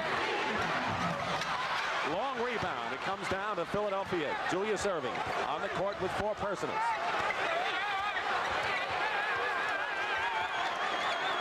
Moncrief and Irving have 4 fouls apiece, and they're playing. Bobby Jones on a feed from Julius. And have they done that before? Years and years they've done that. It still works to perfection. 5 of 6 for Bobby Jones. He has 10 points in the game, and he's doing his unsung role again. Marcus Johnson. That was a tough shot he tried then. Philadelphia will try to come within 1 with 2:45 to go, and they do. Andrew Toney. Toney with his explosive power inside on the baseline. He paid for that one. He got hit on the head real well, real good. Not showing the effects as he defends Winters out on top. 9 on the shot clock. Bucks by 1. They were up by 3 at the half. Moncrief. Malone fights, and a loose ball foul against Milwaukee. Lister. 2nd on Lister. Here's Paul Pressey into the game. Paul Pressey, top draft choice, set a Milwaukee record for blocked shots by a guard. Where the Milwaukee Arena, where we have a sellout, enthusiastic crowd trying to see their Bucks come within 2-1 of the Sixers, who have won the first 2 games here. Julius Irving in the lane here. So Philadelphia regains the lead, and that is our 4th lead change in the entire ball game. Under 2 minutes to play in the 3rd period. Timeout. A big weekend of NBA playoffs. Of course, last night you saw Los Angeles take a 2-1 lead over San Antonio. And today, of course, Milwaukee and Philadelphia game 3. And then you'll see both game 4s tomorrow. Regional coverage. It'll be the Sixers and the Bucks here in Milwaukee. Along with Bill Russell will be here. Or some of you will see the Lakers against San Antonio with Brent Musburger and Kevin Lockery. And then we will be in the Forum in Inglewood for game 5, 11:30 p.m. Wednesday of the Western Conference Final. Coming up right after basketball, we've had some troubled weather as Pat Summerall relayed to Pat O'Brien at halftime. Colonial National Invitation 3rd round. So we'll check on the weather and the leaderboard after the game. And so far it looks like with that last spurt that Philadelphia made to go back into the lead, that slow start at the start of the 2nd half to me has indicated that the Bucks are having a problem in the 2nd half. They needed to get off to a better start than that. But then they took a 66-60 lead after that. Even so, when you come back, every time you make a run at a team, it takes something out of you. Whether you're pulling ahead or catching up, it takes something out of you. And it's better to have them coming back at you all the time. Philadelphia's run off a 9-2 spurt after the Bucks had that 6-point lead. Milwaukee won 1 championship. That was in 1971. Kareem Abdul-Jabbar and Oscar Robertson leading a great cast. Kareem trying to win another title in Los Angeles, and that man looking for his first championship in this, his 13th professional year, and has had 7 or 8 knee operations. Probably will undergo more surgery after this season. The rebounding story. So Milwaukee inbounds, trailing by a point with 1:50 to go. Lanier loses the ball. And then it's Milwaukee ball. Malone's trying to ask Madden who is on the line. Key to Milwaukee, Sidney Moncrief and Marcus Johnson. They have all but 2 of Milwaukee's points so far in this period. Here's Junior Bridgman. Now that's a good shot on the outside shot because he had a good chance to pick up a rhythm on that. But most times Philadelphia doesn't give him that. There's a guy rushing toward him, so he has to think about the defensive man.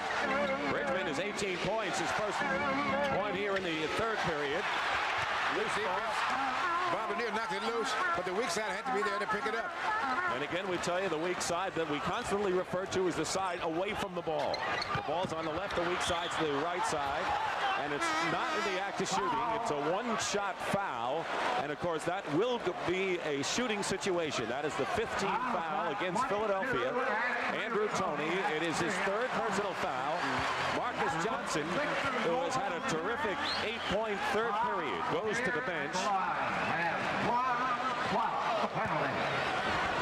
So in there now for Milwaukee, we have Bridgman up front, along with Alton Lister, Lanier at center, Pressey and Winters at guard. So we have 1 shooting guard in Winters, 1 shooting forward in Bridgman. And 1 shooting center in Lanier. So the accent with a little bit more strength up front is on the shot situation. But don't forget Lister and Pressey can play defense too and do it well. Bucks by 1. Malone has 10 rebounds. Doubled by Pressey, Lanier, and Bridgman. Triple team, and they get the ball away from it. Under a minute to play in the 3rd. Junior Bridgman and Ivoroni fighting for the loose ball, and they'll give it to Philadelphia. Now here's a triple team on Moses. He gets up, stays up, and here's trying to get position to get the ball. He gets the ball, and there they are. And they came up with the ball. Lister. Now 10 seconds on the shot clock. You're looking at the game clock. Tipped away by Winters. A fine play by Winters, disrupting what Philadelphia tried to set up. They have 7 seconds to attempt a shot. Milwaukee by 1. They led by 3 at the half and 5 at the first period mark. Andrew Toney fall away, way off. Lanier tried an outlet pass. Malone took it away. Malone again. 18 on the shot clock. And a loose ball foul on Ivoroni, his 5th. Good defensive position by Alton Lister on that because he had real strong position. He wasn't to be denied, Bill, huh? 5 on Ivoroni, and Clement Johnson, who has taken over the role, you might say, as an enforcer for the Sixers, replaces Mark Ivoroni or Malone. Malone goes out, Ivoroni stays in. And now the Sixers have effectively a very large front line in Clement Johnson and... No, they took Moses out, so it's not. I thought it was going to be a as I said, Ivoroni didn't go out. Malone did. Right. All right. So the 2 centers, Moses Malone and Bob Lanier, are on the bench. Lanier has scored 9. Malone has 18. 9 of them here in the 3rd period. And he and Sidney Moncrief both came alive in his 3rd period. Sidney Moncrief with 10 points. Malone with 9.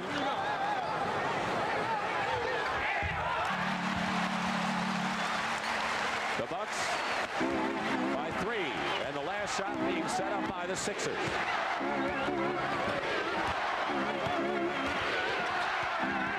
Andrew Toney feeding Ivoroni, who's fouled with 2 seconds on the clock.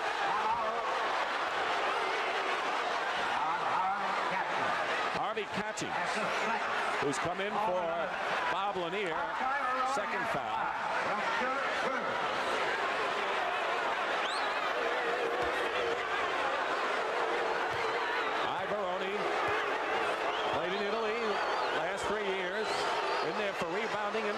not so much for scoring. Anything they get from him is gravy. 26 years old, a free agent rookie, originally drafted on the 3rd round by New York. As hard as he has to work, that's no gravy, Dick. All right, 2 seconds to go. Timeout. A 20-second timeout with 1 second to play. I thought they wanted to get that a little sooner so that they could get the ball in the front court. What they wanted to do was pass the ball to the front court and call timeout and hope that you get a chance to get a shot off with 1 second to go or get a foul.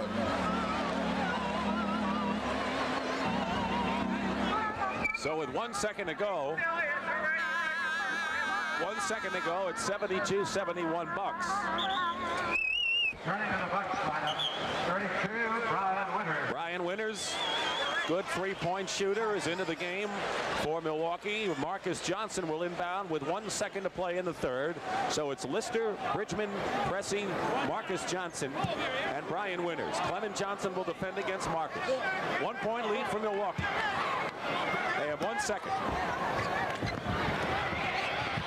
Alley-oop doesn't work.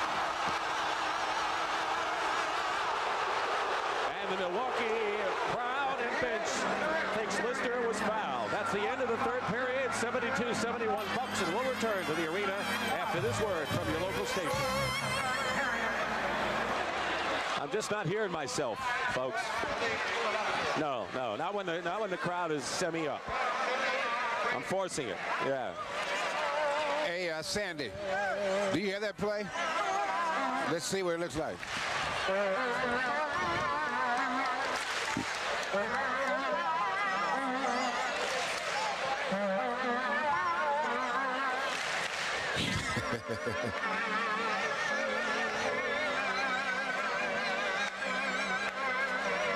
See, Mike, I said Ivoroni was going out, then I changed it to Malone.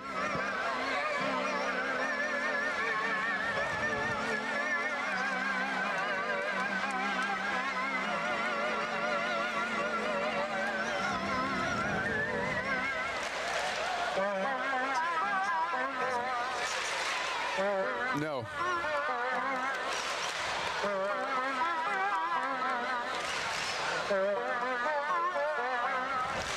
I did make that correction, just so you know that. So I didn't come back on it. All right, we got final period, 72-71, 72-71. What are you doing coming out to play? You got a replay? Okay.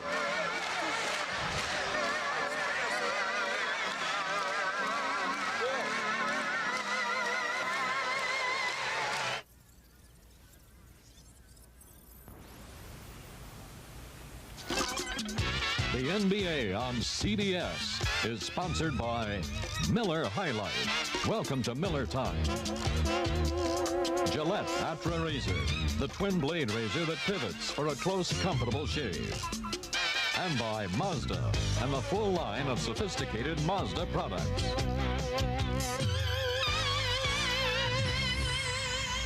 Delightful city, Milwaukee, Wisconsin, with the Milwaukee River running through, and Lake Michigan, beer city, and a fine Midwestern community where players like to live and work. And we are at the Milwaukee Arena where the fans are enthusiastic as they're trying to see their Bucks break into the win column against the 76ers in this Eastern Conference best-of-7 final.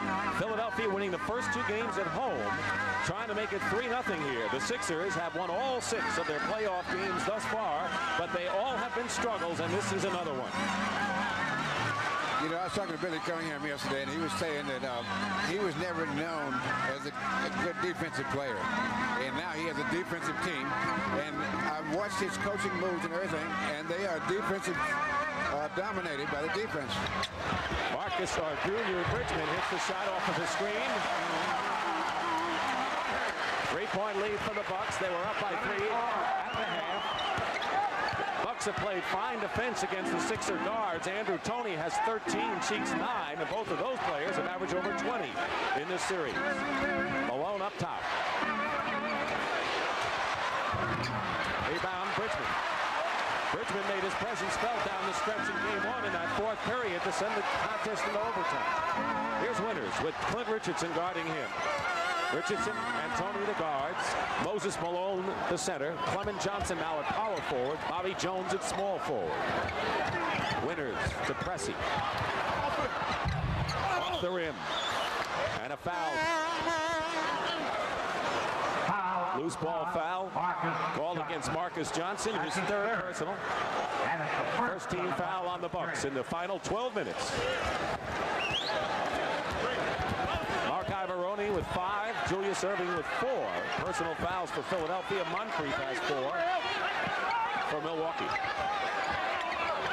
Moncrief in there with Pressey on defense. Driving in is Tony, gives it off to Malone.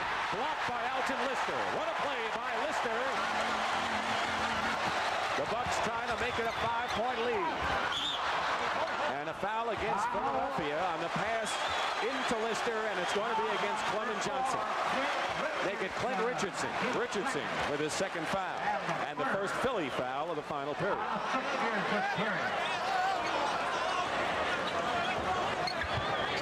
Allowed 14 fouls before the penalty. Pressey. Banks it in. Should Pressey be shooting? Well, Pressey's a good shooter when he stays within his range. 76-71. And obviously his range can't be too far out. Richardson into Clement Johnson. With the shoulder in to Marcus Johnson, traveling against Clement Johnson. Now the Bucks have to capitalize on these plays right now that they're getting to get the lead, so that when Philadelphia makes that run, that they'll hopefully come up for the Bucks. That is, come up short. 2 minutes gone by.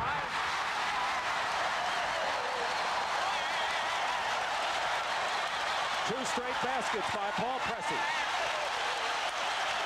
Now Billy Cunningham is upset with his defense because you're supposed to get help on the weak side. The weak side help was not there. And when you got to do that, you got to take him out. You got to make a change. Here was the alley-oop play to Paul Pressey, who has scored 2 straight baskets, and Milwaukee leads by 7 with just under 10 minutes to play in the fourth period.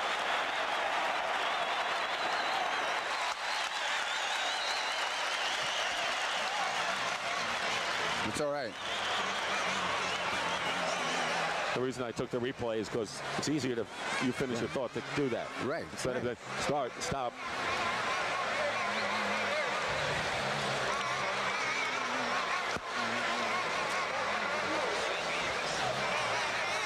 All right.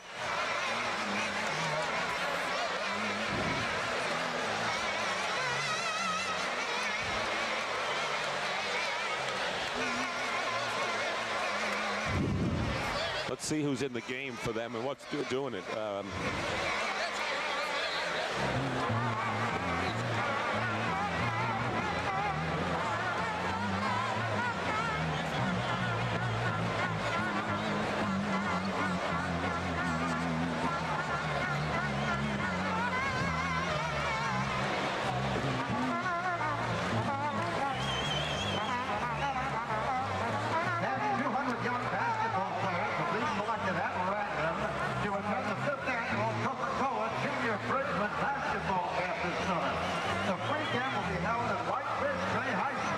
Giving me all this stuff, or is it just to throw to Pat? What are you giving me? Applications also will be available citywide beginning June 1st. Coming up next, the Colonial National Invitation, third round coverage from Fort Worth, Texas. It has not been a pleasant day weather-wise. To get a report on what's happening in Fort Worth, let's go to Pat Summerall.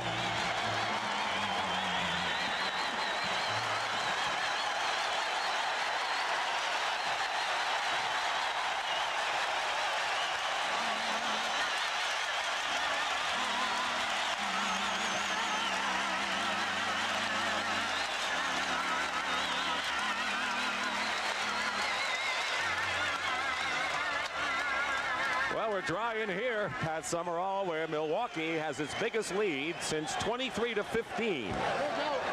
The 76ers have not had a basket in the last 4 minutes and 5 seconds, where they've been outscored in this period 6-0 rush.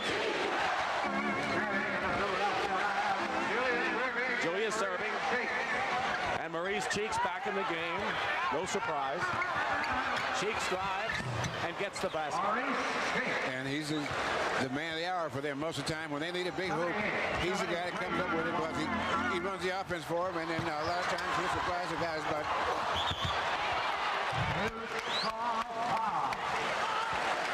you surprise the guys by taking the shot in because they expect him to make the pass, but he's been the key man so far, and most of the games he's come up with a big basket, especially in that first game. Clement Johnson with his first personal foul and the second team foul.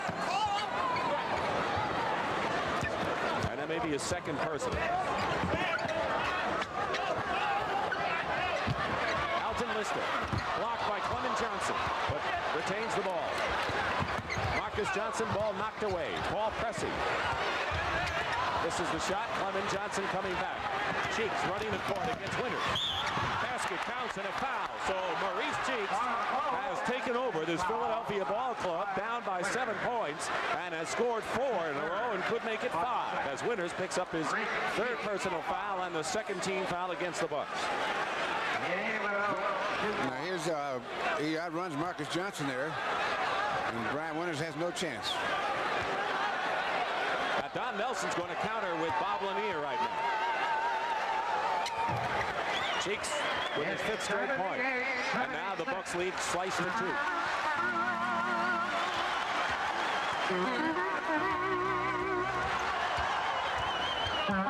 And we can expect Lanier is coming in without Malone. Marcus Johnson on a pump fake on Bobby Jones. Lister tried to keep it alive, but he knocked it in the hands of Irving. 8:43 remaining. Cheeks. Oh, come on. Irving. Not Irving, but Clement Johnson. Call it traveling on Clement Johnson. Traveling on Clement Johnson. Right. Turning on the box line of number 16. Bob Lanier is coming back in the ball game. He has 9 points. Billy Cunningham has not gone to Moses Malone as of yet, so we'll see what Lanier does against Clement Johnson. There's Malone. Billy Cunningham is what you call an action coach, not a reaction coach. He coaches. Steal by Cheeks. Look at this. He doesn't make a substitution reaction to what the other coach does, but to how the game's going for his team. That's what I mean by action coach. The 76ers have scored 7 in a row, all by Maurice Cheeks. And it's 78-78 with 8:13 remaining. So Maurice Cheeks has come back, and now Bobby Jones on another steal. 2 on 3. Irving feeds Cheeks. And the doctor. This is the rebound. Milwaukee running it back. Marcus Johnson against Clement Johnson. And the kick in and the follow-up by Bob Lanier. And Milwaukee has the lead again. As a result of a good defensive play on the other end. Maurice Cheeks, the man with the ball, and he may be the most dangerous Philadelphia player on the court. Irving in the corner hits Julius. Now with 17 points. Ties it again with 7.5 to go, 4th period. And when he's in that jump shot, he is tough to guard. Lanier did everything but score. And now Philadelphia. Biggest lead for them has been 4 points. Julius gives it 2. And Don Nelson says, let's talk it over. And that's what I mean. When he's coming, good pass back then, Richardson. And you don't have to say anything else about that. An 11-2 spurt by Philadelphia, and the man who keyed it all, number 10, Maurice Cheeks.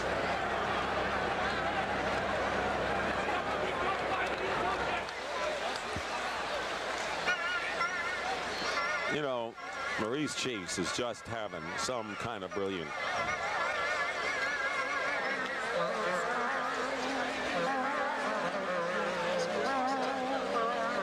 Get what?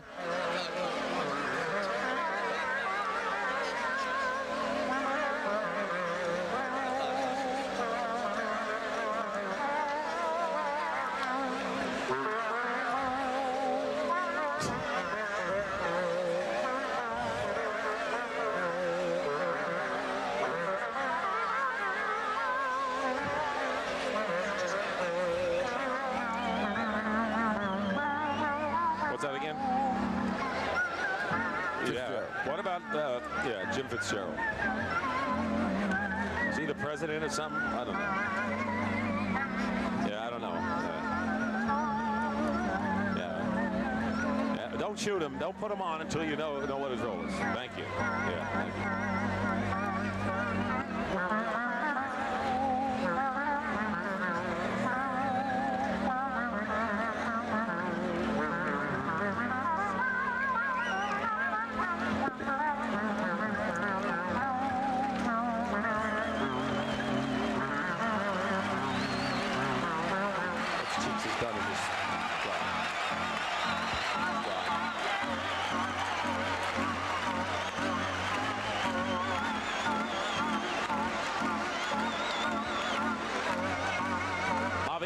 With a two-stroke lead over Mike Reed, Bruce Litsky, Gary Hallberg, and Fuzzy Zeller in the chase at the Colonial National third round. Action following the game.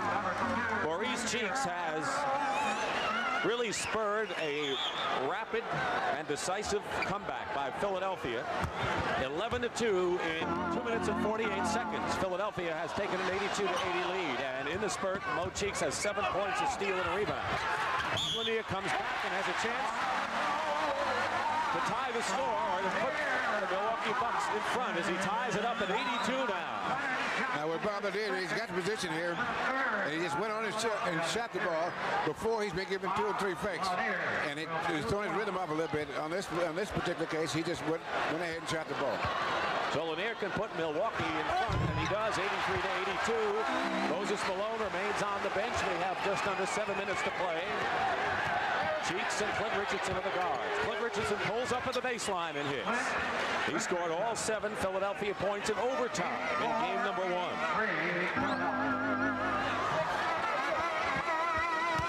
So we have had 7 lead changes and 8 ties.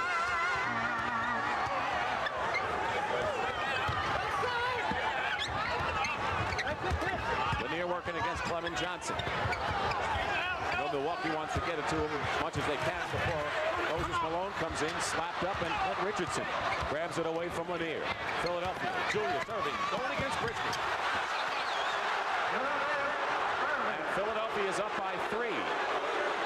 Keep in mind, as the doctor now with 21 points, maybe his best playoff scoring output. We'll check. He had 19 in game 1. Check what he did against New York. Winters going in against Moncrief, and Clint Richardson commits the foul on Sidney. Here's Julius going in, and Junior Bridgman was trying to get the offensive foul, but Julius went right around him. He has great body control. I guess that's a redundant statement. Clint Richardson commits the foul. That is his 3rd personal and the 4th team foul against Philadelphia. 21 points by Irving is his playoff high this season. Lanier inside. So Bob Lanier now with 7 in this final period. They're going to the money man. And it's 86-85 Philadelphia. 5:40 to play. Cheeks drives. Cheeks again. In the crowd. But got to call that steps. Yes, sir. I rarely see Maurice Cheeks travel. You know? Well, no, that was good defense because he had to give him a fake, and when he went to shoot, they reacted so well that he had to come down with it. Well, you're going to see big Moses Malone coming in a moment. Never see him down the stretch without full power, 100%. Moncrief driving, draws the foul. It is a 2-shot foul, and it would be anyway. It is the 15th foul against Philadelphia. It is on Clint Richardson, his 4th, and here's Malone. And that's real early for Philadelphia to have to be able to limit so that every time they foul now is a 2-shot. All right, Malone is back for Philly. Catchings comes in for Lanier, but Lanier's been hot lately. Why is Nelson doing this? Because he wants to give him some rest so that he can go down the stretch. Now, they've been getting some good performances outside shooting from Bridgman, and Moncrief have been able to score, and so has Marcus Johnson, so that they have enough offense out there, and they want to give him some rest so that he can make the play down the stretch in the last 3 minutes or maybe 4 minutes. So what they want, Milwaukee, judging from what you say, is the fact that they rather have the defense inside and the offense away. Now, see, this is one of the penalties that Nelson has to pay for making that change, is that he has to rest Lanier at a time like this. 5:20 remaining. We're tied at 86. 9 deadlock. 9 ties in the game. Clint Richardson. And another clutch basket by Richardson, who has 6 points in the game, and Philadelphia keeps the pressure on. Winding down to 5 minutes to go.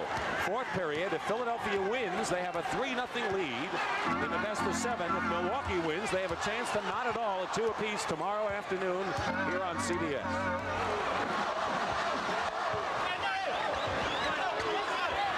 The shot clock, and Bridgman comes off the screen and ties it again.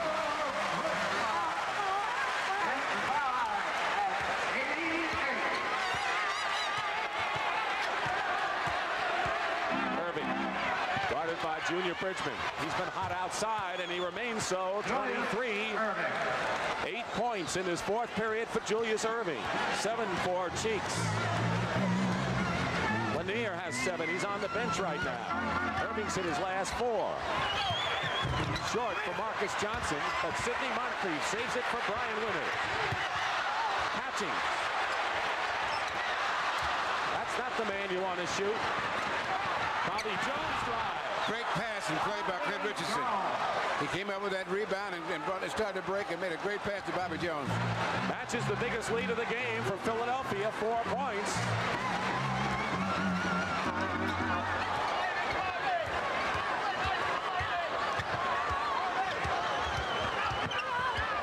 Six on the clock. Bridgman. And Milwaukee, with Malone getting the rebound, Milwaukee's going to have to start hitting that perimeter shot. They're down by 4 with 3.5 to go. Fourth period. No basket traveling against Moses Malone. And Lanier's coming right back in. They didn't have Lanier on the sidelines for long as Philadelphia forged in front. So Lanier comes back in the ball game. I thought the Dom would try to get him back in between 3 and 4 minutes, and this is 3.5 minutes, so he split the difference there. Timeout Story.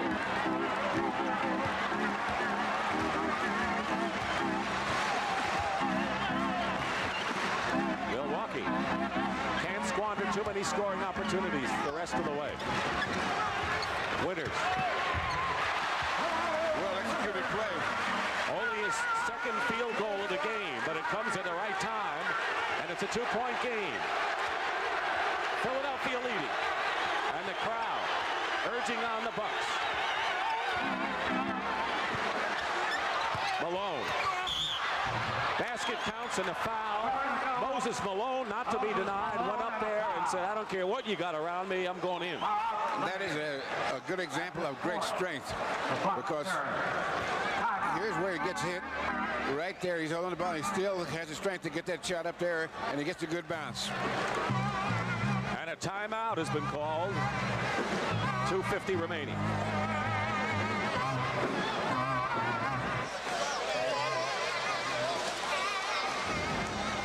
Who called the time? Television? Oh. Dick, I want you to start thinking about that.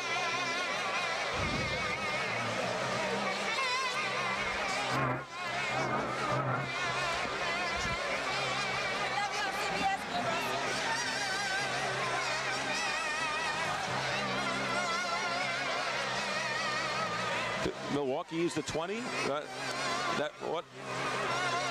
What do they got? Yeah, they got 2, and the other's 3 plus a 20, right? What's our MVP thing here, boy? I tell you what a pain in the who do you like as MVP? Julius or Cheeks? Or Cheeks. Well, we don't know yet, so we'll give it to you when the game's over. Milwaukee.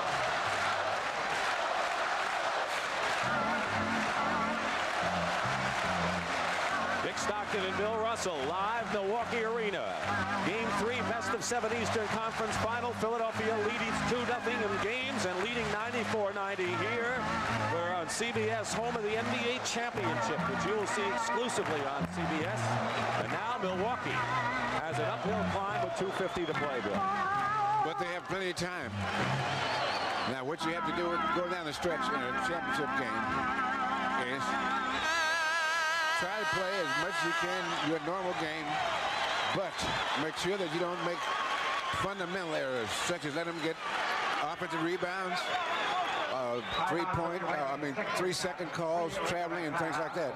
In other words, you want to go down every time, get a good shot, and get back and play the strong defense.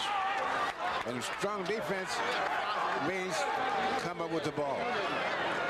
See, sometimes you knock the ball loose and not come up with it, or you make shoot and get an offensive rebound, then you have pretty good defense. The good defense is finished when you come up with the ball. That's what the Lakers did against the Spurs last night. Malone with his three-point conclusion. It's 95-90 and the biggest lead of the game for Philadelphia right now with 2:45 to go. You saw the timeout story. Milwaukee has 2. Philadelphia 3 full timeouts on a 20. Moncrief controlling. The Sixers trying to do it with their defense. This game they came back with their offense sparked by Cheeks. Off the rim, rebound Bobby Jones. They can't afford a foul, although the Bucks do have one to give. Now Milwaukee has to clamp it. 2:20 to go and running. 95-90. Philadelphia is 2:15 away from a commanding lead in this series. And you will notice how much Maurice Cheeks handles the ball in situations like this. Richardson rims it. The rebound. Philadelphia ball. It was last touched by Milwaukee. Jones inbounds to Cheeks. Cheeks was the man who spurred the comeback. Philly was down 78-71, and in 2:48, 11-2 spurt put him in front. And Milwaukee hasn't tasted the lead since. Less than 2 minutes. Malone. A big basket for Philadelphia, a big one indeed, and the bench echoes that. You're looking at a bench that is the most animated it's been all game. 97-90 with 1:40 remaining. Winters going for 3. Lanier keeps it going. Marcus Johnson. And the ball's just not going through for Milwaukee. And now Philadelphia is in definite control with 1:24 and running. And the defense has come to the floor as usual. They come out of stretch. Milwaukee not only not hitting that shot, but they're only getting one shot. Illegal defense has been called against Milwaukee at this stage. That's the first call of that kind today.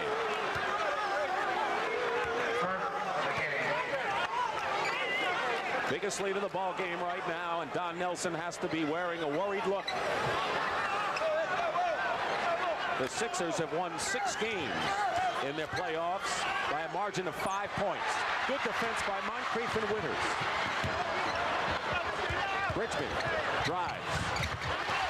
Under a minute, 5-point lead. They've got to get the ball back as Milwaukee, and Philadelphia wants to play keep away. And Lanier and Malone hug each other. There's not very many guys strong enough to do that.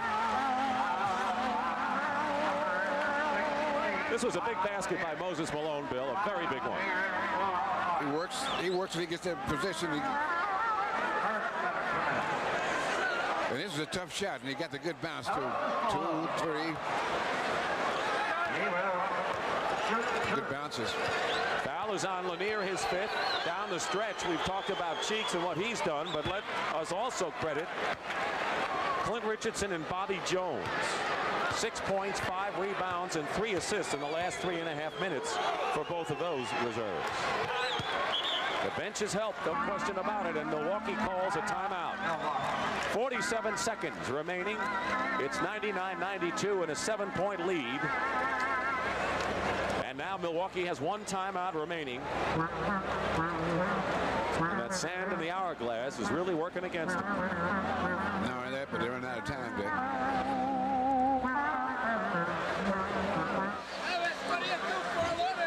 We never got a count at all. Never. Because the floor guy was giving us 3-2-1. That's all we saw was 4-3-2-1. No, not at all. If the stage manager, if we hadn't seen 3-2-1.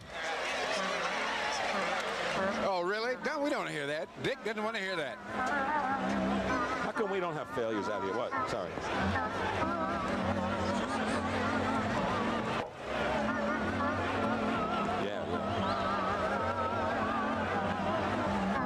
What do you think? Cheeks MVP? What do you want to do? Cheeks of Philly Woods. You got to. me something. The name, I might as well be right.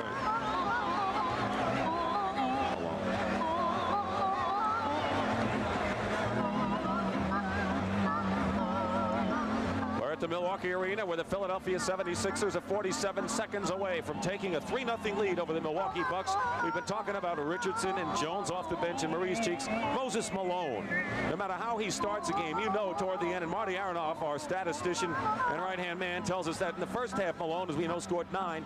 He has 16 points and 10 rebounds in the second half. So the question is, the rest of this series, I don't know how long that's going to be, but in the championship series, if Philadelphia survives, what are teams going to do to try to neutralize, at least for one game only, Moses Malone? Well, as you progress in the finals, semifinal, quarterfinals, the teams you play will be better. And so in the Western Conference, they have two pretty good centers playing. Kareem Abdul-Jabbar and Artis Gilmore are two pretty good centers, and so it's not a matter of what you're going to do with Moses. He's been a dominant player for a number of years, and he's going to be tough to handle, as you might say. But the guys that he's going to be playing against are also tough to handle. Malone, and it's not over here yet. No. This series I'm talking about, this game seems to have slipped away from the Bucks, unless they come up with something spectacular, and they're very rare spectacular things in the playoffs in terms of like 2 3-point plays or 3 3-point plays and things like that. Plus you have to shut the other guys out. And they have the people that could do them, but it looks bleak for Milwaukee. Bobby Jones. Milwaukee needs a bundle of 3-point plays. Alton Lister going to the hoop against Malone, and they get it here. And now Julius Erving says what kind of a Philadelphia has the ball. And the game, you can't give up until you are actually eliminated. If you're down 40 years old next month, and Milwaukee is out of timeouts, and Cheeks tried to steal. Winters misses the 3-point attempt. And it's Philadelphia's game. The 76ers, who won more games than anyone else in the regular season, have not lost in the playoffs. Winters fires on the 3-pointer. Moncrief the rebound. Inside, they'll give Moncrief the basket. 103-96. Junior Bridgman with 24, Moncrief with 19. The leading scorers for Milwaukee. Moncrief had 10 rebounds. And bases Philadelphia